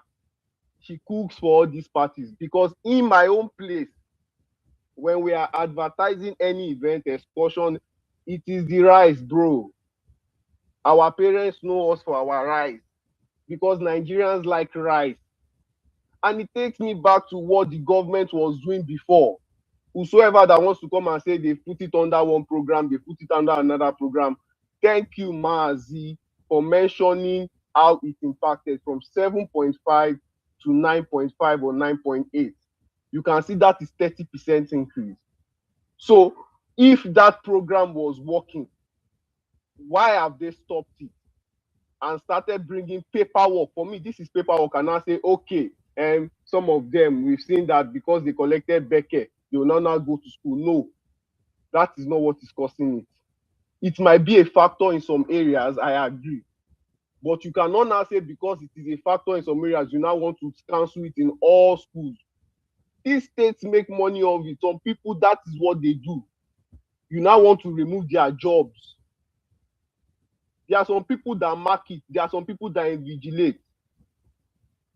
So assuming the government has enough schools, they can say, oh, in our own schools, we've cancelled it. Okay. But not that you now say you've cancelled it, both private and public. I don't agree with it. And I might be talking like a school now because for Becker, we enroll over 100 students every year. And for us, it is a marker. You cannot fail, I said, you cannot fail science and be saying you cannot fail literature in English and say you want to go to art class. It will talk to you, will counsel you. Rather than now to start again, you say we should do another exam. No. They've studied all their life for 3 years. They want to move into another phase of their life. They need an assessment that makes them choose for the future, for another set of 3 years, even to their extended life of how they want to go. If some people are now saying that that's where they want to stop, entice them to go back to school. It's simple. Entice them to go back to school. And why I am calling UK, Mazi, this is the problem I have on your spaces. With all due respect to everybody, my location now does not affect my impact or my conversation with people. If we are speaking about education, I am not undermining if you've been to the UK before, if you've not been. I am not undermining. I respect everyone with all humility. Oluwani Shola, you know me, Oluwani. I'm just here to speak on the issues. If I mention the UK, it is because when you people come here, every time you say the UK increase tax, remove tax, I am telling you the UK also feed their children. Don't now come and be telling me about immigrants. They feed their citizens because they want them to go to school. They give them potato. So everybody in their own school know how they entice. It is not because the children like food. Everybody likes food. So let us not now start saying, is it because of rice they are going to school? No. You can entice people. Even here, according to some people that I met, some students that I met that went to college here, the guy was telling me his own experience. He said they were giving him £3 per week and some money per week, and they were even giving food money per day. They will send it to him. Even summer, they give him money for summer. He came from Sudan. You might say his own case, you can give me 100 reasons why. But so the guy that came from Sudan, was he born in the UK? Egba Isaac, was he born? You need to please. I did not interject anybody now. I did not interject anybody. Let us speak about it. No, someone that came from come and claim asylum. Let the guy speak now. Let the guy speak now. Let's talk freely. When I finish, don't divert the point. The point I'm bringing to you is that if you can compare the bad things in UK, if you can compare the bad things in US, stop quoting me to have been to here. I don't want to know. I respect you. I don't want to know. My point is, if you can compare these bad things, they should tax us. Yes, tax the UK. Please focus on that point. Stop telling me the person. Focus on if you can compare it. Let us compare it to that they are feeding people there. If they are even feeding immigrants, how much more their citizens? How would they be taking care of them? So if we are saying Nigerian government feed these people, you can say, oh, it is not their job. It is state government. It is local government. I agree with you. But this message is coming from the federal government. The past federal government fed these people. So if revenues are increasing, if external reserves are increasing, that means there is more money. If you are removing everything and you are comparing with other countries, please let us compare the same thing. So don't now get confused and come and be shalaye. That's shalaye. Don't shalaye for me. Is this person? It depends on this person. Face the issue. If we can compare the bad things or the enforcement in the UK, US, that is my point. Let us also compare the good things that is happening there. Don't put the if on it as if it's Nigerians also deserve good things. If you can see that this thing, they were 7.5 million out of school, but they were 7.5 million, they increased. Why can't they do it again? Why can't we ask? You are not even in government. I'm not in government. The more people that are out of school, the more money I gain. The more money I gain. Come on. Thank you, Imazi. Mazi, can I quickly correct this one? Go ahead. You see, in the UK, you don't have access to, not everybody, you don't have access to free school meal. You don't have access from reception, year 1 and year 2. From year 3 to year 11, you have to pay.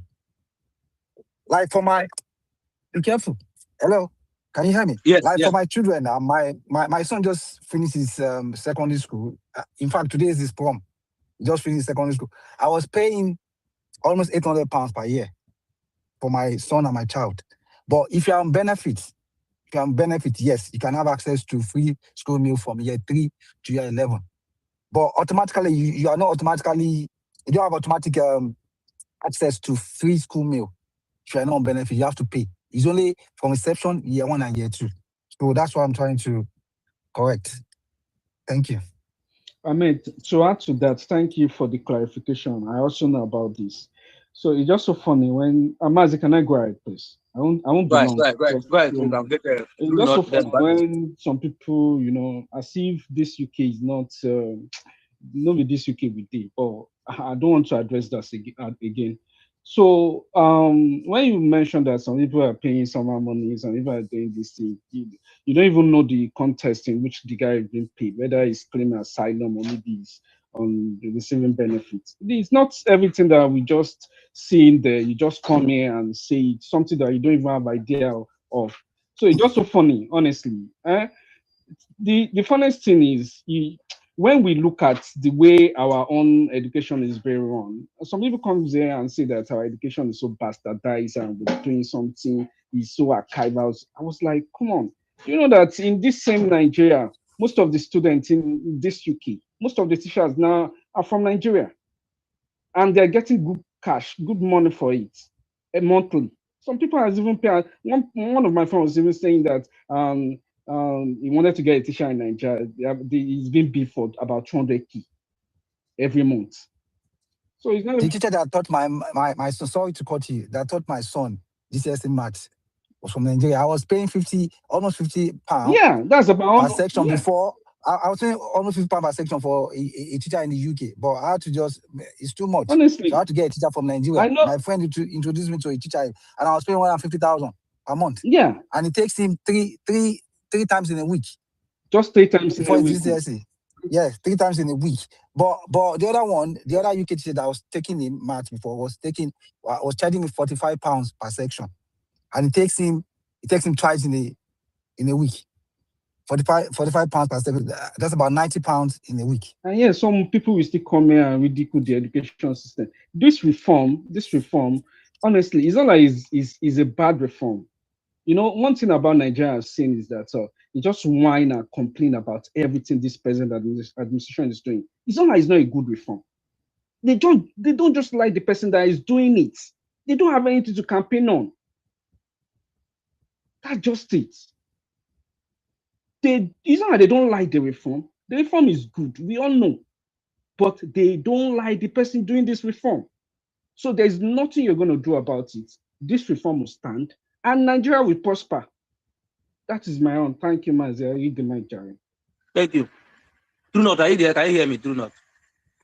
Yes, I can hear you. Please go ahead. Don't have Bashoro. Don't have Big L. Yeah, go ahead. All right. Thank you, Mazi. So respond to some of the points that Mr. Daniel, said in his submission. But before that, let me just say this. Yesterday, there was one handled. I tried to remember it, but I'm unable to do that now. And he was like, the NYC at the NYSC. Okay, this is what he said. Okay, NYSC is being reformed for the first time after 53 years. And I look at that statement carefully. It was like a colorful banner that was, designed and captured all the 11 points for the NYSC reform. And the title was that for the first time in 53 years, NYSC is being reformed. And I was like, okay, that's a good thing. But are these reforms being, announced just for the sake of numbers, or there is a need for them and the right procedures are being followed? Because whether right or wrong, Tinubu administration has announced a number of reforms in the education sector. You can remember the policy on university moratorium. You can talk about the policy on including Mandarin language into our curriculum. There's the policy of nationwide curriculum review. There's the policy that, remove the entrance examination for certain courses into universities. And then there's this policy of 12-4 into our own education system. These are policies, you understand. Whether they are right or wrong, the government will be credited with the number of policies it comes up. And I believe it's time for us to take time and, evaluate those policies and see whether they are indeed serving the purposes that they were intended to do that. Now, let me respond to the point like I said, Mr. Daniel talked about. He said in the South that they, including himself, don't bother about the BSCE certificate, but in some places in the North, that people do and take it as something like that. But here is the point, Mr. Daniel. BSCE certificate is meant to qualify children for admission into senior secondary school. It's never meant for anybody to seek employment for it. And if you look at the reasons why people use that, to assume that they have completed their education, it's not because of the certificate itself.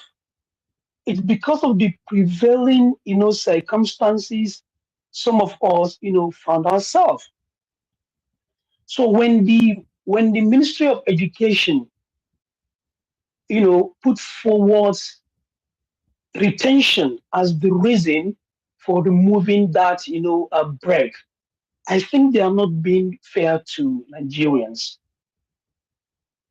Why do we have dropouts, or what are those factors that ensure retentions in our educational system?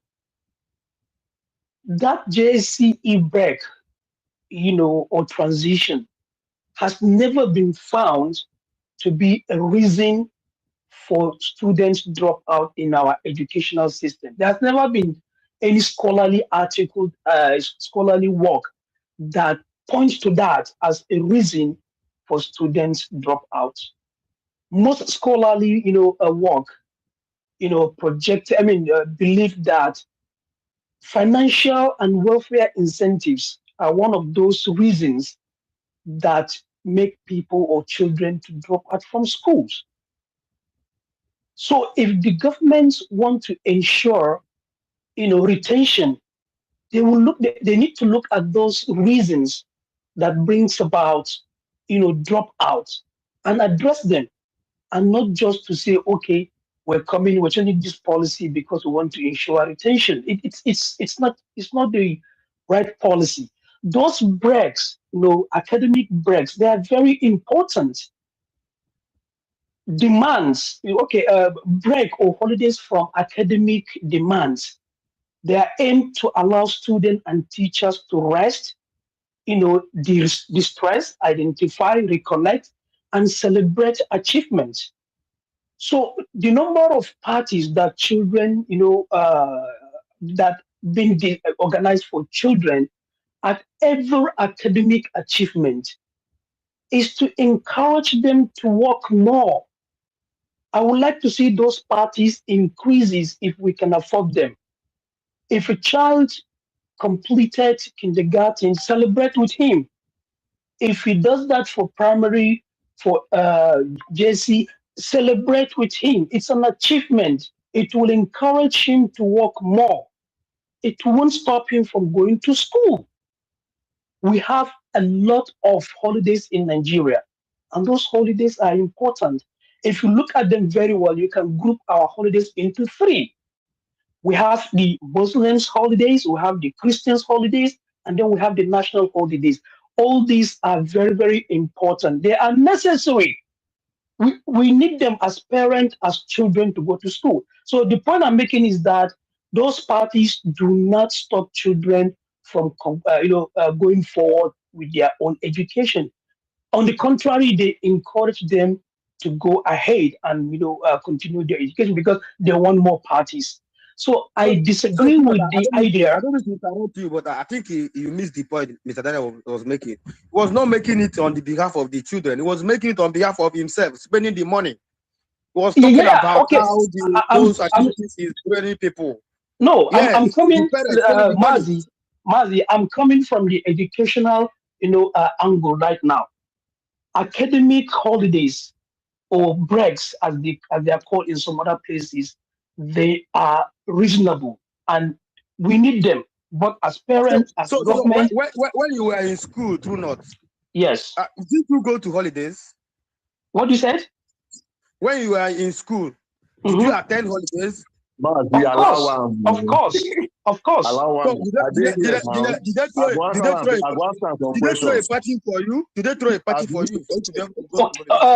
Mazi, not all the holidays because of my economic situation then. Not every holiday. But today, parents can afford to host parties for their children. And if they can do so, for me, it's an encouragement to those children to work hard. That's the point I'm making. Anyway, back to the issue of this 12-4, I'm saying that the reason they advance, as this will ensure retention, is not, practical. What makes the student drop from school has to do with financial, difficulty, security reasons, and those reasons are even varied from region to region.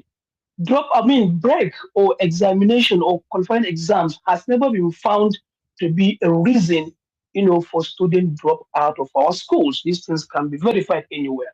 So that's with regards to the second point. I don't think it's the right reasons to give.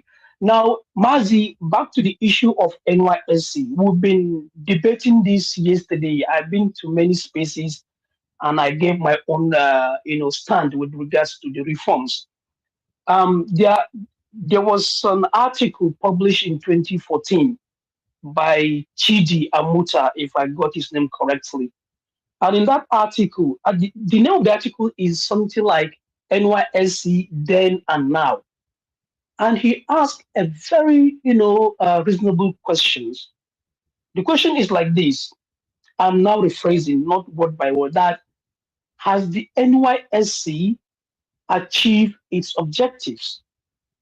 If it does, then we don't need it anymore.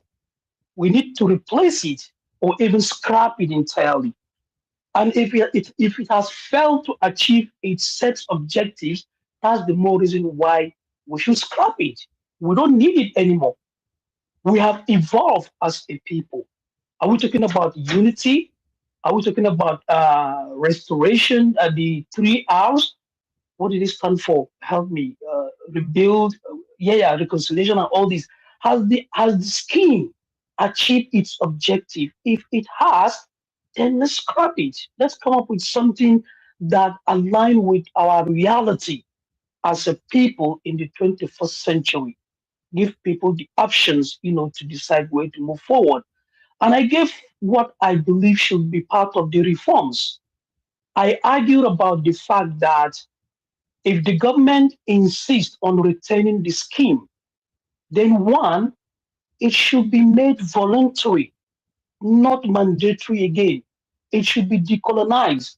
Allow all categories of Nigerians who wish to take part in that service do so, and let anyone, irrespective of his age, who doesn't want to go, let him opt out. Right now, as we speak, many Nigerians are being denied the opportunity to serve, even though they want to, on reasons of age, even though we know that there are reasons beyond our control that make some of us graduate after 30 years. Some of them want to go, but they are denied that opportunity. And we have people who don't want to go, are mandated to take part in the scheme. If they don't, they will not get job. They won't even be admitted for master's program, because the requirement is that you have to produce certificate of discharge or exemption before you can be admitted. Those policies are discriminatory. It should be made voluntary, because it's national service. People should be allowed to choose. That's one of the areas I think the reform should look at. Secondly, like I said, it should be decolonized. There's no reason why you invite Nigerians for training and you force them to wear shorts. It's indecent. There's no dignity in that. Nigerians should be allowed to dress, in long, outfits to ensure to promote decency, honor and dignity. That should have been, changed long ago. But this is an opportunity to ensure that yes, we can do that.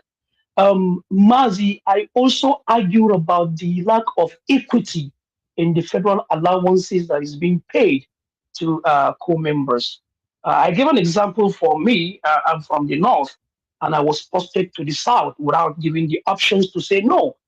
And somebody from the south, let's say Calabar, is taken to Sokoto, and then Abubakar from Jigawa to Lagos State.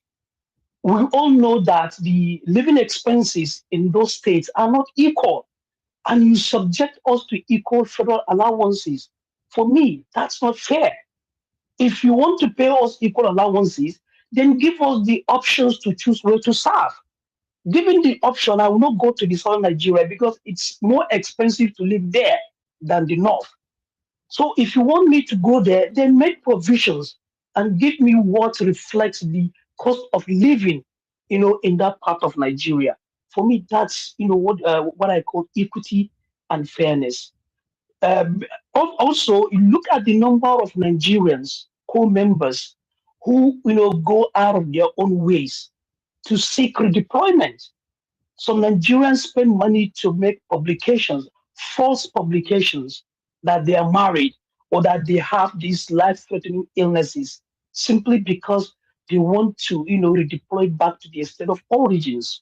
So why don't we, if the scheme must be maintained, why don't we make it regional or even state of origins? Because co-members are still going back to their state of origin. How many of them stays, still where they're posted to? Find out the data, you'll be shocked. Most Nigerians pay huge amount of money just to be redeployed, and we know all this. So why are we pretending as if people, stay where they've been posted to? They don't. So these are some of the reforms that I think the federal government should look into them, and ensure that yes, the policy, if it must be returned, it's updated, or reforms to align with our reality. Mazi, if you take somebody from Sokoto to Calabar, he shouldn't be given the same transport allowance like somebody from Kebbi to Kano. It shouldn't be the same. It should reflect where the federal government is posting you to. This is a federal government initiative. It's not as if I applied for a job, got the job, and I was posted to Ikwerememe. No. It is you that want me to go there and serve. Okay, cater for me. There should be that equity and fairness. How about ensuring that every core member who is traveling, in answering to, that call to service, has travel insurance in event of road accident or anything. All these things should be looked into so that whoever is participating in that policy knows that the federal government that wants him to has, what do you call it, a comprehensive plan for him to participate and make his contributions to, the nation building. Uh, let's also look at the issue of unity. I argued that we have, university education make us unite more because we can be together with Nigerians from all over the country for 4, 5, or 6 years, depending on your program of study. That is where we even unite the more than just the 1 year mandatory services. So we are already having a program that ensures unity in our own educational system than that 12 months of service. So these things are what I believe should form part of the reforms. Being a participant myself and also a Nigerian, that I want to see dignity, honor, and fairness in the policy if it must be retained. However, if they want to replace it, I recommended something like National Homecoming Community Services. What do I mean by that? If I get admitted to, let's say, if Afi Babalola University, is it in Ogun or Lagos State? So I go there, I accept the admissions, and I go there and stay for 4, 5, or 6 years, depending on my program of study. I have already, blend with more Nigerians than the NYSC can afford me to. I have contributed my own quota to the growth and development of Ogun State or Lagos State. After graduation, I can, the federal government should have a scheme that, okay, go back to your state now, now implement the knowledge, the skills you have acquired there, work hard. Now being posted back to my state of origin, there's this natural urge for me to do more than when you post me to where I don't want to. I would do that. I would contribute to the growth of that area more than where I don't want to serve. So Mazi, we can reform it to reflect our reality other than sticking to an old ways of doing things and ensure that and expect that we'll have different results. So this is okay. Let me learn on this. Okay, go ahead. No. You. I want to ask a question to get what you're saying about university relationship has promoted unity amongst Nigerians more than NYSC. Is that what you said? I said the opportunity to unite in university is more than that in the NYSC 12-month period. That's what I'm saying. Yeah, promoted because the reason for the creation of the NYSC is to indirectly or directly promote unity, right? Yeah, as one of the reasons. Yes, one of the objectives. One of the reasons. So you are saying that someone that is being posted from Anambra to Jigawa in one of the community in Jigawa, who have opportunity to live in Jigawa for more than a year, for let's say close a year or a year, to know the culture or the language, the body language, whatever thing those people are being known to study them for a year, and while he was serving or he or she is serving, is not in a good way promoting the unity, but the university relationship. No. I'm saying that if he is interested in learning about the culture, the ways of life of those people, he has more time as a university student to do so than in 12 months of NYSC service. That's my point. Well, I don't agree with you. You don't have to. You don't have to agree with me, but at least you will agree that 4 years is more than 1 year. Because I know, but you are talking about school relationship, right? We are talking about community relationship now. Look, Mazi. Give me a second. Give me a second. Hold on. I may relate with you in our school days.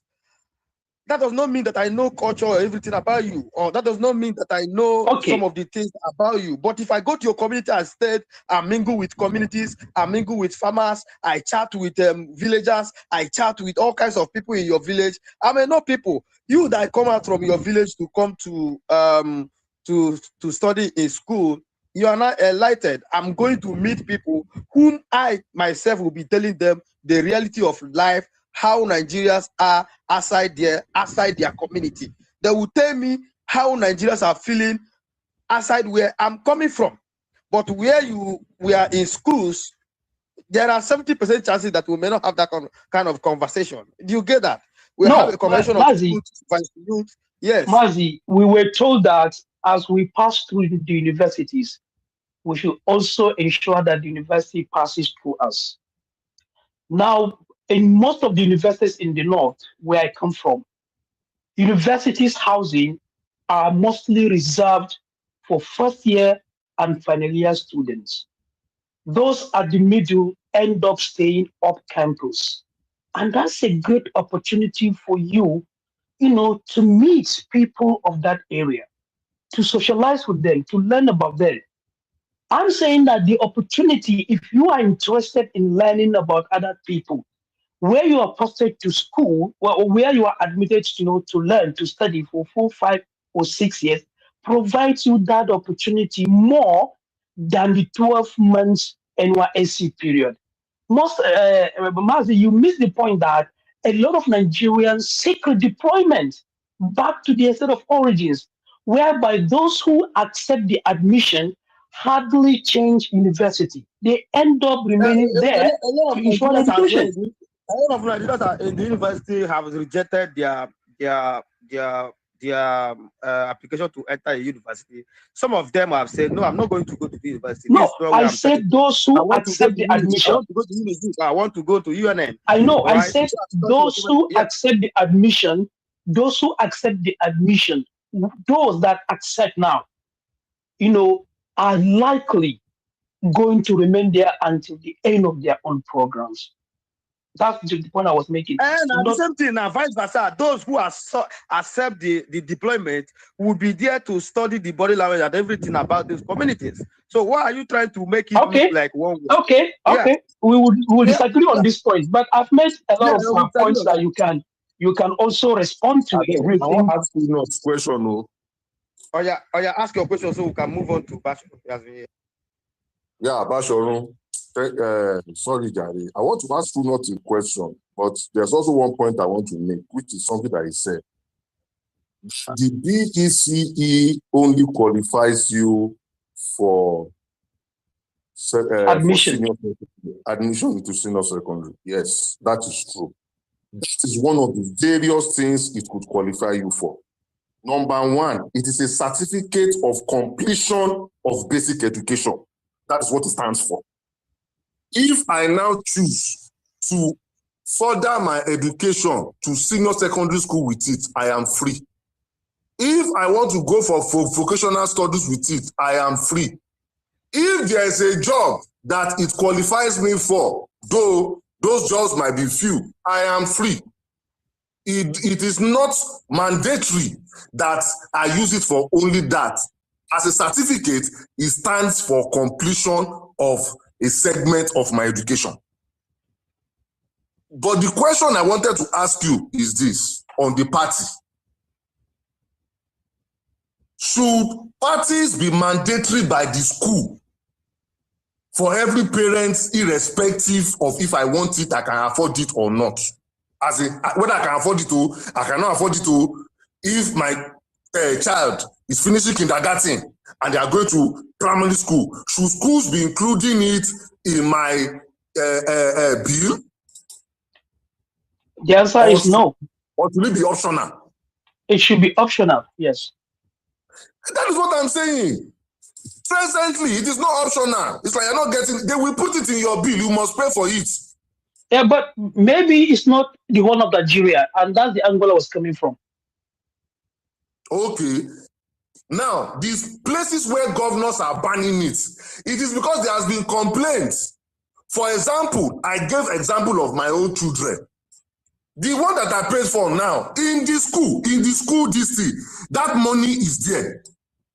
So they will give you money for excursion, money for tuition, money for this. You will see money for prom, money for this one. Now, the problem is that if you choose not to pay for it, because the school has made it mandatory, your children will cry, they will not let you sleep at home. Because it is something that the school has said everybody do. With that, you have not made it optional for me. So if it is a case where the school says, Mr. Daniel, Mr. Mazi, Mr. Bashonu, your children are graduating. If you want to come and do something for them, you can go ahead and do it. If you want to do it alone and invite every other person, you can go ahead and do it. But what the schools are doing now is that you will pay. It is in your bill. And if you don't pay, it will be as, in fact, most of the time, it is even part of your bill anyway that you will pay. So I think you are not getting what I'm saying. Mr. You Daniel, don't make it optional for us. Mr. Daniel, I believe as a parent, you should form part of what they describe as school level leadership. I mean, the school should not come up with this kind of policies without you, the parents, being approved of it in the first place. And if they do so without your own approval as a parent, as now collectively as a parent, you have the options to take it up, beyond the school level leadership to the State Ministry of Education and go forward. These are the kind of things that we should be challenging. The school cannot be dictating for the parents. You are part of the management school level leadership at any stage. That is what has happened now. Yeah, but you, Mr. Daniel, what I'm saying is that you, as I know you, Mr. Daniel, I know you in this space, and you are one of the people I have utmost respect for. I am finding it difficult to believe that this kind of policies is being imposed, and you accept it without challenging. It shouldn't be so. The school, it does not exist in an island. Wait, let me explain something for you. Okay. Now, this thing, for example, is not something that they just started now. It is something that they've been doing for years. It's not late for you to challenge it. Wait, hold on. You are not getting me. You can complain. You can challenge. Mind you, some parents also want it. It's not as if all parents don't want it. Don't get me wrong. Some parents want it. However, what we are saying is that, and that is why state governments have now been stepping in, because some parents have taken it with Educational Board of States. So states are not saying that schools don't make it mandatory anymore. If you want to go and do it on your own as a parent, go. But you should not be telling people that kindergarten you must do, JSS you must do. In fact, and they said for some places now, they said the only place a school can mandate it is in terminal, all these terminal classes. Secondary school, primary school to secondary school to universities. Some state governments are even saying it is only secondary school to university. That is the only one when they finish their secondary school. Any other one, if parents want to do, organize it on yourself. It should not be a policy by the school that is imposed on you. So that was what I was trying to say. I'm not saying, in fact, I'm not even saying it is bad. I'm just saying that don't make it mandatory for me, because there's something that you said here. You said if I can afford it. I can afford it. I don't want to be paying 240,000 for party for one child. No, I don't want to. I want to use my money to go and enjoy myself. I don't want to use 240,000. See, Egbon Isaac, he was telling us, DJ, food. Is that why I sent my child to school to be supporting the economy of DJ? No. If you want to do that, you can do it. I don't have. In fact, if you invite me, I will come and eat your rice with my child. I will come there. I swear, you know where.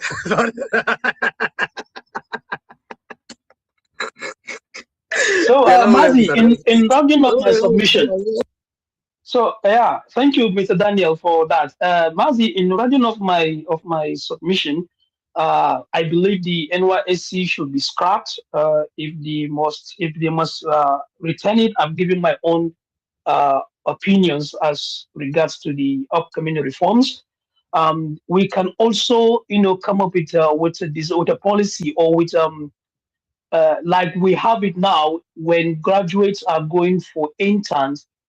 Is it internship or what do you call it? Yeah.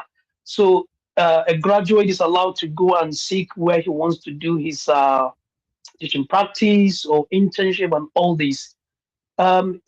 If we must retain the NYSC, allow graduates to decide which state they want to serve, where they want to serve. Let them, go there and obtain the skills. But to keep it as it is, I believe is denying, Nigerians a lot of opportunities. Also, we should remember that extending the years of education does not ensure retention. What ensures retention is solving those problems that leads to dropout in our schools, and those problems are well known to us. They are well known to the government. They know them. They should solve them so that they can ensure retention. Forcing the children to have 12 years uninterrupted education, to me, is burdensome. There should be break. There should be time for people to de-stress, to forget about academic education for a month, two, or even three, and then have the energy to go back to continue it again. This is my submission. Thank you so much for the opportunity.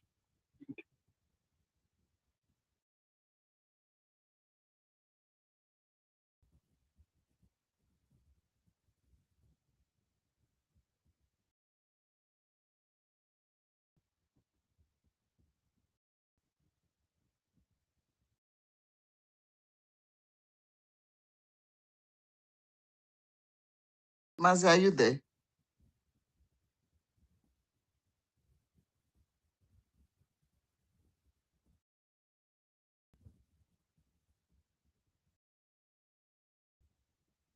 True not, can you hear me? Please confirm that I'm audible. Yes, I can hear you. Okay. I think you should go ahead. Yeah, let me go ahead since you're already on the line. Good day, everyone. I mean, I'll be very brief. In fact, I requested the mic when Yusuf spoke, but I think I wouldn't even.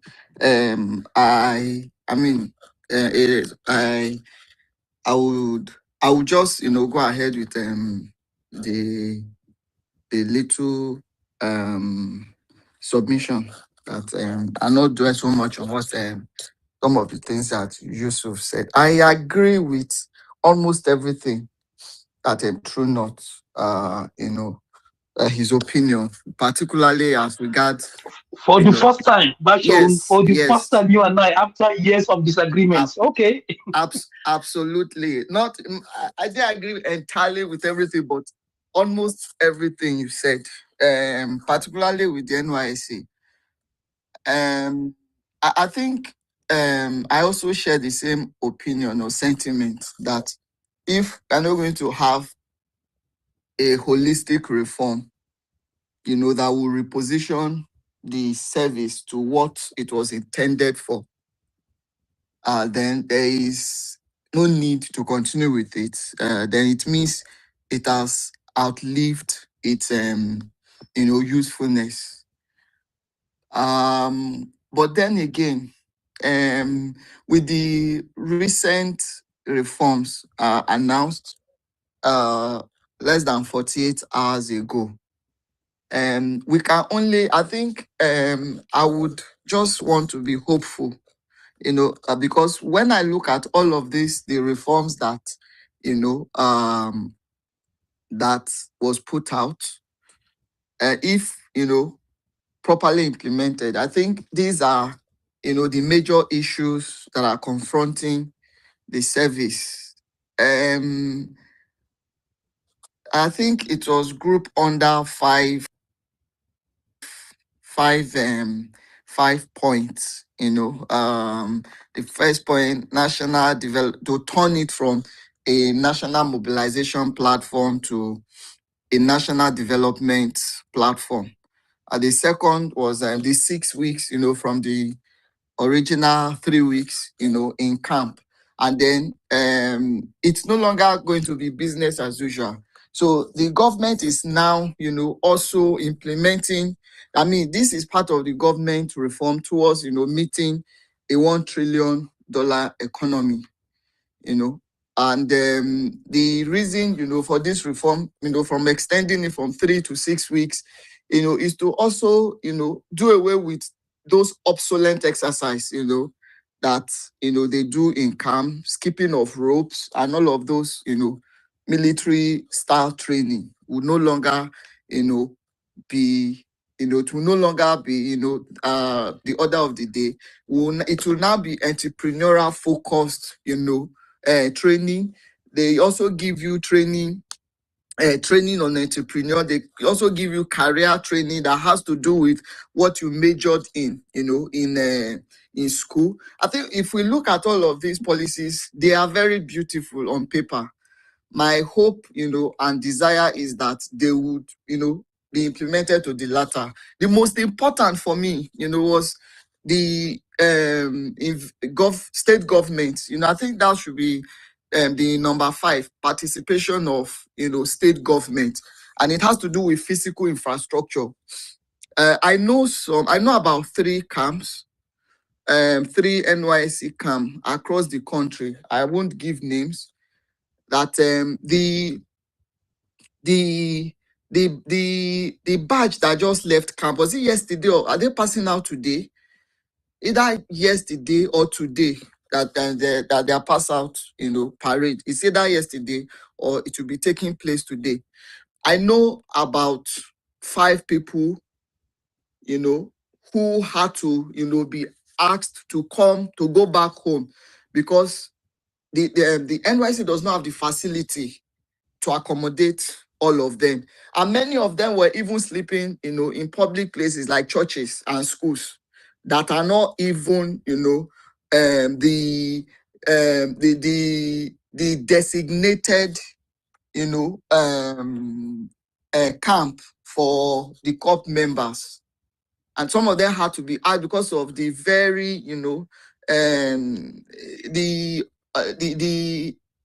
the environment not being, not having the necessary infrastructure to accommodate them. They had to, go back.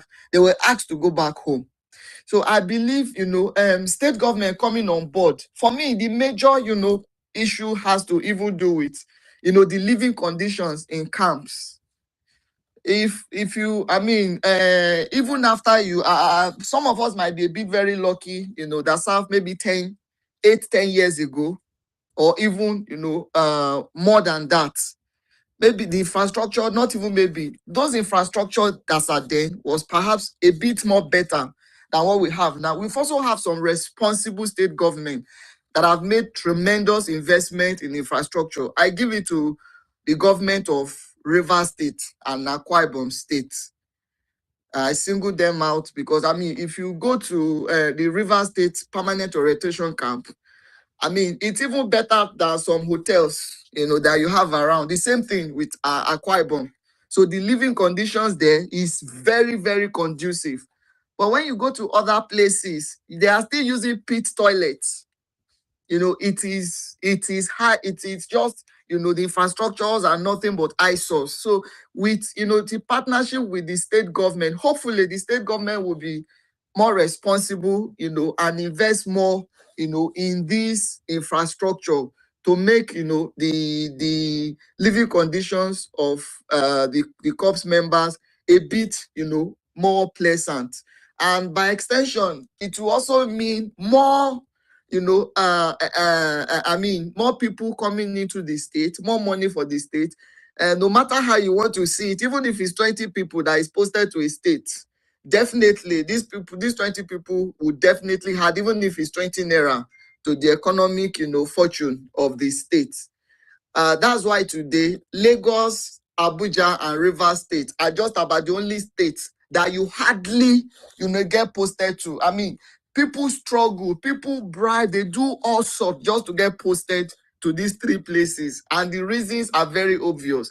I don't need to, highlight it. So yes, if these reforms are going to be implemented, fully, I think we'll be seeing a more productive, NYC than we currently know, it now. Some of the areas I disagree with True North on equity. I would also, if we are saying people, based on, where you are coming from, then there should be increments in, your allowances and transportation allowance. I have a cousin that was posted to Zamfara, and the mom said she cannot afford to allow, him to go to Zamfara. And there is no way I would encourage the mom. I wouldn't, these are the reality. These are some of, the reality. So if you want to make a case that, based on the distance or the living conditions, other people would also argue. Somebody that is coming from Ekiti State, for instance, or let's even use Enugu State. Then you are coming to, let's use Zamfara, or let's even use Kogi. Then you will now also be thinking, what is now, also, if you look at the living conditions, in terms of your safety, access to, hospitals in case of emergencies. So they would also say they're also taking a risk because they are coming from where they have easy and fast access to hospitals in case of emergency. In terms of security, they are a bit more security stability compared to when you are coming to, places like Zamfara, where your chances of coming back alive is 50-50. So they would also argue, no, the government must also, put in place a measure. It could be life insurance. It could also be, a risk allowance for them, if you may put it that way, for them to, to want to go risk their life, going into that lion's den. Speaking about the reality of this insecurity situation in the country. So if there is going to be any equity, definitely we'll be creating confusion, and at the end of the day, it will now be them versus us. So I think, putting it at that benchmark of, flat allowances across board, I think is the best. It is now the responsibility of, do not forget that the states, some state governments pay youth corp members, no matter how little it is. They're also getting paid at their PPA, your primary place of assignment. You are being paid as well. So by the end of the day, by the time you put all of this together, it's something. And the amount that Kogi State pays, for instance, definitely might not be as much as the ones, that Enugu, or the one that Ogun State government, or the one that Abia State government is paying. So at the end of the day, it depends on, how responsible, or how, why is it supposed to be like that, Bashoro? You people has more land mass than Enugu now. So you people supposed to have more money than us, than Enugu. So why is it supposed to be so? I don't understand you. I don't. The amount Kogi State has to. Since you people have more land mass than Enugu, why is it that you people will not have more money than us? What is going on? Did I tell you that Enugu is paying copper more than Kogi State? Abel, let me make my submission. So, yes, no, states, the stipend that state government gives varies, the amount that Ebonyi State pays might be different from what Anambra or Enugu State government. That's the point I was trying to make. So I think it is just good we leave it, the way it is now. I think that is just in order not to create another rancor around, conversation of them versus us, because a lot of people will come with some of this argument. I also agree when Trunot said, it's not about just, implementation of policies, reforms around the curriculum that, is that would reduce, or that is responsible for the number of out-of-school children. This is even my area of interest. If not for anything, I want to even give kudos to the federal government, the government at the center. I think the federal government of Nigeria has more than played its role, the expected role and its own path as regard, policies, both the fiscal, monetary, if you may call it, the infrastructural, role around our educational reform. There's a lot that have been done. True not, highlighted most of these policies. Whether they have been fully implemented, I mean, definitely no policy, can just, be implemented just, with the speed of light. I think they will definitely be implemented gradually, step by step by step, as the administration, proceeds. And then most of the policies might not even be fully implemented even until, their administration is out of office. That is why they said government, governance is continuum. Another administration will come in and they continue, the implementation process, because it is not, those policies are not centered around, who sits in Nassau or Bola Ahmed Tinubu. It should be about, the institution of government, implementing all of these policies. Now, if we are seeing government at the center making all of these efforts to bring about reforms and to our educational system, how I wish the state government are also complementing them. How I wish the state government are also playing their own part.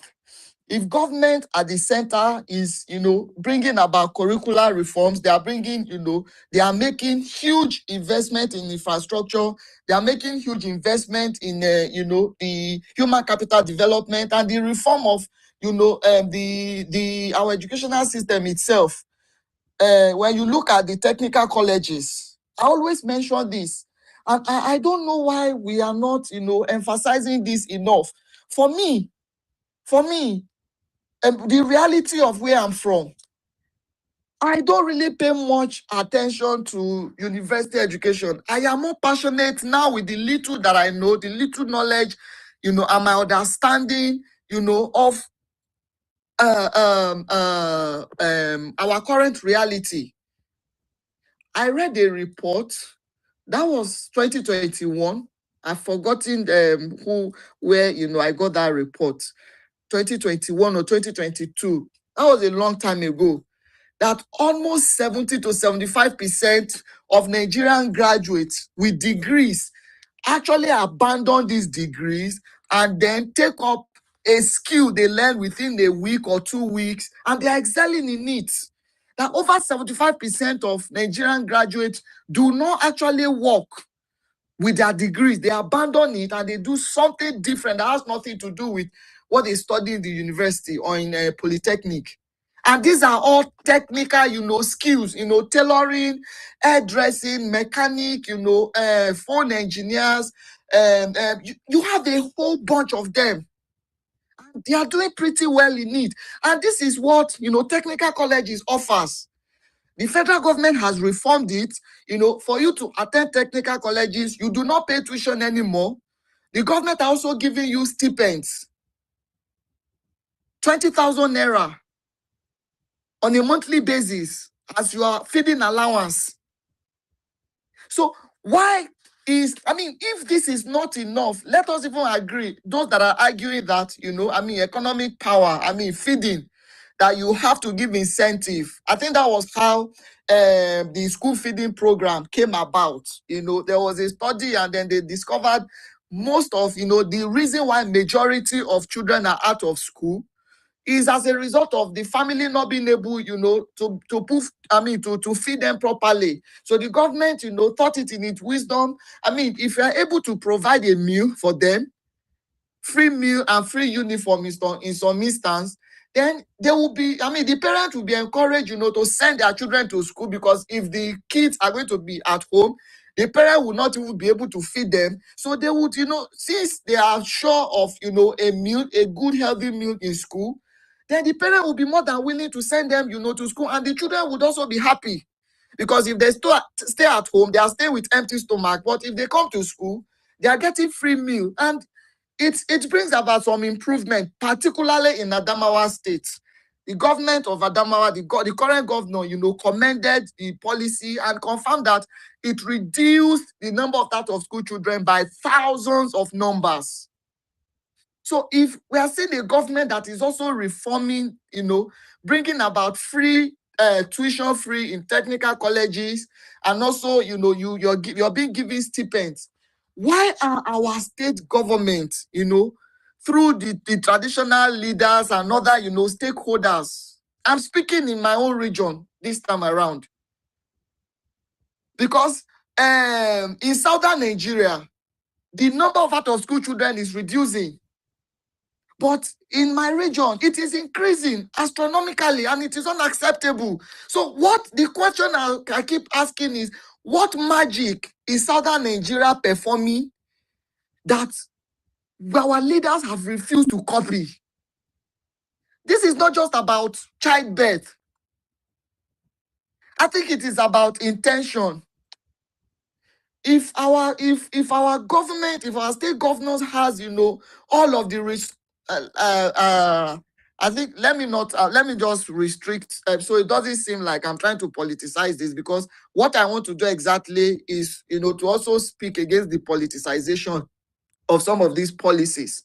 The point I'm trying to make is, we shouldn't be expecting federal government to do everything 100%. Every tiers of government, the local government, the state and federal, has its responsibility. The federal government is playing its own. I mean, by my own, if I'm to give my own scorecard, they've played it over 75%. I give them 75% pass mark. What will I give the states? I don't even know if I'll give them 5%. Because they are not complementing, the effort of the federal government. If they are complementing it, the federal government is seen to be doing all of these policies that is bringing us together to discuss it. Why are the states not taking advantage? Do not forget the universal basic education, where, resources is being made available in a trust fund, and all you need to do as a state government is to bring 50%. If the government is giving, if you are entitled to 5 million naira with universal basic education commission, you bring your own 5 million, and you'll be going with 10 million naira. That is free money. Why are our governors not? They've never, none of them have come out to say, oh, they made provision of their counterpart funding and they didn't gain access to the funding. It is even federal government that is saying this money is sitting, is laying wallow, is laying, waste away in an account. All you need to do is to bring your counterpart funding. Is the federal government giving us the list and the list of state government that have refused to access these monies? And we are seeing some of the government taking loans for religious activities. So, no matter, how, beautiful, no matter how encouraging, no matter how, in good intention the federal government has towards the reform around our educational sector, until the state government and the local government begin to buy into them, it will only be existing on papers. Because if government is making money available, our state government are not, going to provide, its own counterpart funding to access it. Government is making technical colleges free, tuition free. They are giving stipend for people to enroll. I'm seeing little or no effort from my governors in my region, to mobilize and to sensitize our people. This is a golden opportunity. Take advantage of it. Parents, I am not seeing all of that. And these are the issues.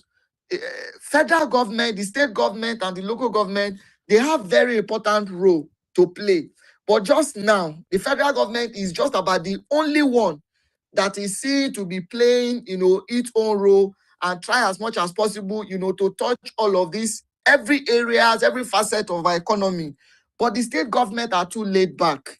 So in conclusion, if, all of these policies, must come to fruition, the state government has a huge role to play, because the primary and secondary education is, it falls within the state and the local government, not even the federal government. But we haven't seen federal government still making, impact and interventions and the two tiers of government that is directly responsible for them are not, taking enough advantage. Until we do that, for me, in conclusion, when we're ever talking about this is this is our major problem. This is what truly every northerner should be speaking about. If they are discussing tertiary education, it shouldn't even be a priority. Because the over 15 million out of school children, they are within the primary and secondary school cadre, not university. So this is the issue, the heart of our problem. And I think we must all, contribute and remove policies. In rounding up, what I wanted to, when this guy, Yusuf, when he said it's about politics, I mean, the reason for this implementation or introduction of these policies so rapidly is because of the election. And I was going to ask him that, my brother, but you gave Tinubu, I mean, the president has 4 years mandate in office. So, and every policy that has been, implementing is politically motivated. These are things that I promised that he's going to do. And it is on the basis, that people will score him, whether he has performed or not. So even if he's going to continue to implement all of these policies down to the very last second of his 4 years mandate. It is because it is politics. That is why, opposition are coming out to say this is not being done this way, that is not being done this way. So if you say it is political, I agree with you, but you must also understand or know that the president has a 4 years mandate, and the constitution does not say he must implement all his policies in 3 years, and 1 year to election. He must not implement any policies because it is already too close to election year. I don't think that was what the constitution says. That is just a little correction I wanted to add to Yusuf. Thank you so much, Mazi. I yield. Thank you. I think we have been able to do justice for this conversation. Okay, but let Tunot go. I think I just see his hand raised. Go ahead, Tunot. Yeah. Also, it's just to respond to some of the points that Basharun, made. Today he spoke as a northerner. Yesterday he was a middle belter, so I will address him as a northerner today. I quite agree with you that we do have a problem of leadership in our own part of the country, since you identify as a northerner today. So we are one. There's no question about that. And it's sad, but we have to admit that our own leadership, those people we trusted with the authority to lead us, are not giving education, the attention that it deserves. I agree with you. Regarding those children who should be in school and they are not, Basharun, I always like to argue that they are not out of school children, they are left out of school children. And there's a difference between the two. When we say they are out of school children, somehow we are blaming them as if the provision has been made, the school is there, the motivation, the security is there, and they refuse to go. No, they are left out of the school by the system, by the leadership, by the community, by parents, and all of us. And that puts the blame on all of us, the people, the government, the parent, community, and all these. Those children ought to be in school. And if they are not, we should blame ourselves. Besides, you talk about the UBE, Universal Basic Education. There's a law, there's a provision for any parent who refuses to send his child to school to be prosecuted by the government. But they are not doing so because they are not. Those children aren't even in their radar. If that law is to be enforced, it will go a long way in ensuring that a lot of these children are given the opportunity you and I had, when we're growing up. So I quite agree with you. The governors aren't doing what they should. There's a recommendation, okay? I think it was UNESCO that came up with it, teacher to pupils ratio. And they were so, reasonable to say, okay, where there is low income areas, The ratio is almost doubled. It ought to be 40-1, but they said, depending on one's economic state, it should be like 70-1. Now, that should have been, something our governors should take into consideration and come up with a plan, to have as many, primary schools as they should, but they're not doing so. The existing ones are not even being maintained. Teachers are not being well paid. Not even talk about training or providing learning materials. Those things are not being done. I mean, I don't need to tell you. Just walk in 15, 25 kilometers from the capital. You will be surprised that these are primary schools. It is sad, to mention all this, but we have to admit that we are not where we should, and our leadership aren't doing so. Not even in primary school. Let's even take it to university education. I don't know if you're familiar with Kaduna very well, Bashir, but people who are aware of Kaduna will tell you this. When Governor McCarthy was about to establish the Kaduna State Universities, Kaduna State University, remember what he did? He used an existing secondary school, and set up the university there. Why should it be so? We have abundant land masses. Imagine if he has, he has gone to a different area, set up that university. Development will have been there by now. But no, he chose an existing secondary school in the heart of the city and turn it into university, creating, traffic, and move those kids, to a different places. I think that's not the right thing to do. Universities bring development. It should have been in a different, local government away from the city, so as to, take developments there. The same thing happened recently, Yusuf, when the University of Education was to be created or set up. Somehow they upgraded the existing Federal College of Education. To me, that's not progressive.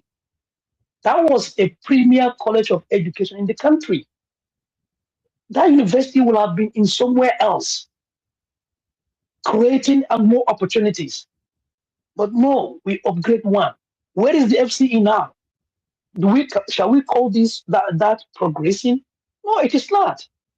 So a lot of these things, I wonder why they come up with all these retrogressive, while I say, let me use that word, let me change the word I call them. They should, that's not what they should do. The resources is there, or even if they don't have the resources, the intention is there. As you say, government is continuous. Let them start it.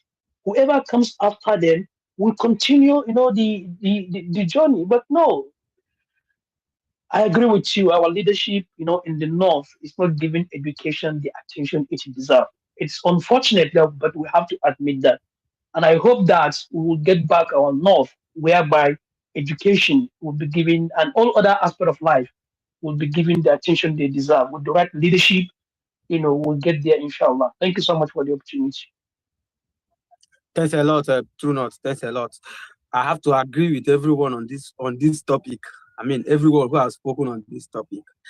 But one thing I must have to say is that our governors need to sit up. Our governors need to sit up. And Nigerians need to sit up and go back to hold our governors accountable. This administration,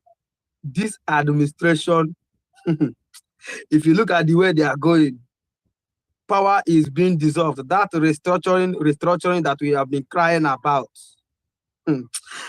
they are doing it indirectly. They are on it indirectly. If we cannot be able to hold our governors accountable, we will still come back to continue crying on the same thing. Mazi, we will still talk to the president. Don't shield him. He's part of our leaders. We will talk to the governors and the president. Don't come here and shield the president. I'm not telling you not to hold Tinubu accountable or not to hold any president accountable. I'm telling you the amount of energy that you give to Tinubu, if you divide into 3 and give one to your governors, they will at least do something about your state. primary health care, primary compulsory education in Nigeria, which is basic education, are the under covers of state governors and local government chairman. They're supposed to do something. The chunk of blame should go to them first. People who have lesser blame for this are even the ones doing something like Bashir have said here. Can you please point me to, okay, aside from Lagos, or probably maybe Enugu or Anambra, can you please point me to other states who are doing those institutional reforms that can be able to create an enable environment for our students to go to school? Renovate school, give children security, or yeah, give them lockers and tears to study, So which one are you as a governor, as a sitting governor? But you call yourself a governor, you collect allocation, you collect all this, you do this, you budget money on education, you budget money on health, you budget money on this. All of these things are taxpayers' money. Your personal income tax, your governors are the ones collecting it. Your VAT, they are sharing it between state and federal government. I think there's another tax again that state is collecting. Majority of tax that you pay as individual is going to the state. The road that an average Nigerians use, I'm able to say that so many Nigerians do not use federal road in a week. So many of them, what are you going to do in the federal road? People in the rural areas, do you know how many hours, do you know how many minutes or kilometers that you walk, you use your leg to trek before you can get to federal road? How many of them can use federal road? But those roads in the rural areas, how many has been? I mean, what are we talking about here? Anyway, we have seen a lot of individuals on this app, at least on social media, going to renovate schools. Something ordinary your state governors would have done. It had nothing. It's not going to take anything away from them. We have seen a lot of them where so many people have raised money to go and renovate schools in their communities. Government's own school, not private. All these things that we are discussing, 90%, 70% or 75% of most of our problem are under these people, but they are doing nothing about it. They are doing absolutely nothing about it. But it is what it is. I love this reform. I love what is going on now. Let us have that reform. Let us have it. I've said it in the morning. Whether you agree on this reform, it's another thing altogether. But you and I can agree that this reform that we are talking about today are long overdue to be reformed. We have a system that has been running for more than 50 to 60 years, or for more than 50 years or 40 years systems that have been running. We are running analog system in a digital area. I mean, how does that work? Whether you agree on how they are doing it, it's another conversation altogether. But do we agree that those things need to be reformed? Yes, we agree on that. So let us change it. Let us have it. Let us see how it goes. Let us follow it all through at the level of implementation. That is the only where I have a problem now. Let us see how they are going to implement it. Let us see how they are going to implement it. If you have any grudges or any observation that you want to raise, write to your senators or go to the public hearing. But do you know what we are going to do now? We are going to discuss all of these things here on this space, on this app. You come and insult Tinubu, insult everyone that is speaking for Tinubu, insult everyone that is saying this reform is good, insult people. But when for you to appear where your voice matters, nobody will see you. Nobody will see you. But that said, I think we have done a lot. But I may have to appreciate each and every one of you that joined this conversation. Yusuf, I saw your hand up. I didn't. I see your hand up. But do you want to say? Yes, Maz, no vex, I beg. I know you're rounding up. You know, there was an argument that came up on this space when people started talking about how they feed some people abroad. Maybe there's a class that they feed, or there's some people pay for the money for the food they give them in their classes abroad. And you know the issue of this school feeding program is somebody said it has been stopped. And you said, no, it has been reintegrated to something else. Am I right, Mazi? No, it has not been integrated to something else. It's the same thing. It's the same thing. Yeah. Okay, that's stopped. But under My question is, it's under I think it's under ministerial arrangement now. It's under the New Hope initiative now.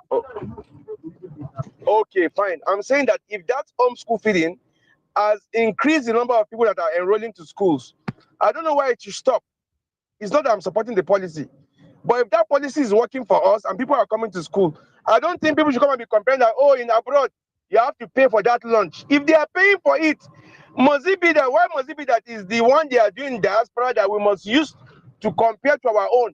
If it is working for us, if that school feeding is free and is making more people to bring their children to school, and that's the level of poverty we are in, Mazi. Imagine the level of poverty that now, because of food, people are now taking their children to school. And that's the reality we find ourselves. I don't think that should be stopped, though. And I'm not saying that it is good or it should be sustained. But for the meantime, if that school feeding is making more people to enroll their children because they are poor, they can't feed them, I don't think they should stop it. Thank you. I wanted to just add that. Thank you very much. Thanks a lot. Oh, doggy, this one. Okay. I don't think it's sustainable. In my own opinion, we don't have that kind of money. We have a lot of things to do with money. I don't think it's sustainable. Let us not start what we cannot finish as a country. Yusuf, I actually agree with you. It shouldn't stop. It has actually influenced and inspired more people to go to school. They want to eat food. It should not stop. There's no reason to stop it. It should continue. But you know what to do? Call out your governors and tell them to start doing it. They are the ones with the responsibility to do it, not federal government. So call out your government. If you finish this conversation now, if you don't, hold on. Why they start in the first place? Hold on. Why they start and why they not tell me? You see, all of a sudden you don't like it anymore. Why they not? All of a sudden you don't like it anymore. No, man. You don't like it anymore. All of a sudden you don't like it anymore. Quick one, Doggy, quick one. That's why they call hijack my quick one. No, I'm saying, Doggy, why did this federal government start it in the first place? That is not the conversation. Why did they mandate the state government? The conversation is that your state government should be no, hold on. Federal government have Federal government has started this. Federal government has stopped it. You that know that it is important, hold your governor accountable. Call your governor, tell him to do this thing. This is a very good thing that federal government has started. Federal government is too stupid to stop it. Now it is your responsibility to do it. All of a sudden you don't like it anymore. We know what we are doing. Doggy, we are not. You are not sincere. You are not sincere. We are fighting. Okay. I'm not sincere. We are already throwing I'm blows. speaking based on what is going on. Since I'm agreeing with you and telling you how to do it, now you're running away from it. We are fighting. We are throwing blow. We are fighting. No, Doggy, I'm saying that my sincerity now does not really matter, Doggy. It matters. What I'm saying, it matters a lot. It matters a lot. And federal government stopped that thing. No. If you are not sincere when we give our submissions here, it becomes cheating to ourselves. You cannot lie to yourself. Started home feeding, right? No. We cannot be coming here to be lying ourselves. We cannot be lying to ourselves. So if you're not sincere, since it has increased the number of people going to school, we should reinstate it or we should continue with it. And I'm telling you, the people to call out to say, do this thing, this is good. And you're saying, no. Why did they start it for the first time? No, you don't want state to do it. You just want to use it to hold the federal government accountable. And that's insincerity. Doggy, this is like the 1 billion time you are telling me to take my state government responsibility. I will tell you every day. Those things, we want devolution of power. We want federalism. We want restructuring. We want devolution of power. We should not be packing this thing to the federal government. Since we want federalism, we should be telling states to do what they should do. Since we want federalism, you guys are hypocrites. I'm not coming any down. Let me speak now. What I'm saying, federal government initiated home school feeding. Home school feeding or school feeding program has increase the enrollment of people to primary schools. And all of a sudden, they've stopped it, right? And now you are saying that I should hold my state governors responsible to continue that. But in the first place, the state governors did not initiate that problem. They did not initiate that thing. But now you want me to call them, and the same federal government has the power to supervise the state governors. You want me to give you examples of what federal government can come in place? They don't have that power. They have power, man. Tinubu get power to come up with that now. They don't have power. They don't have the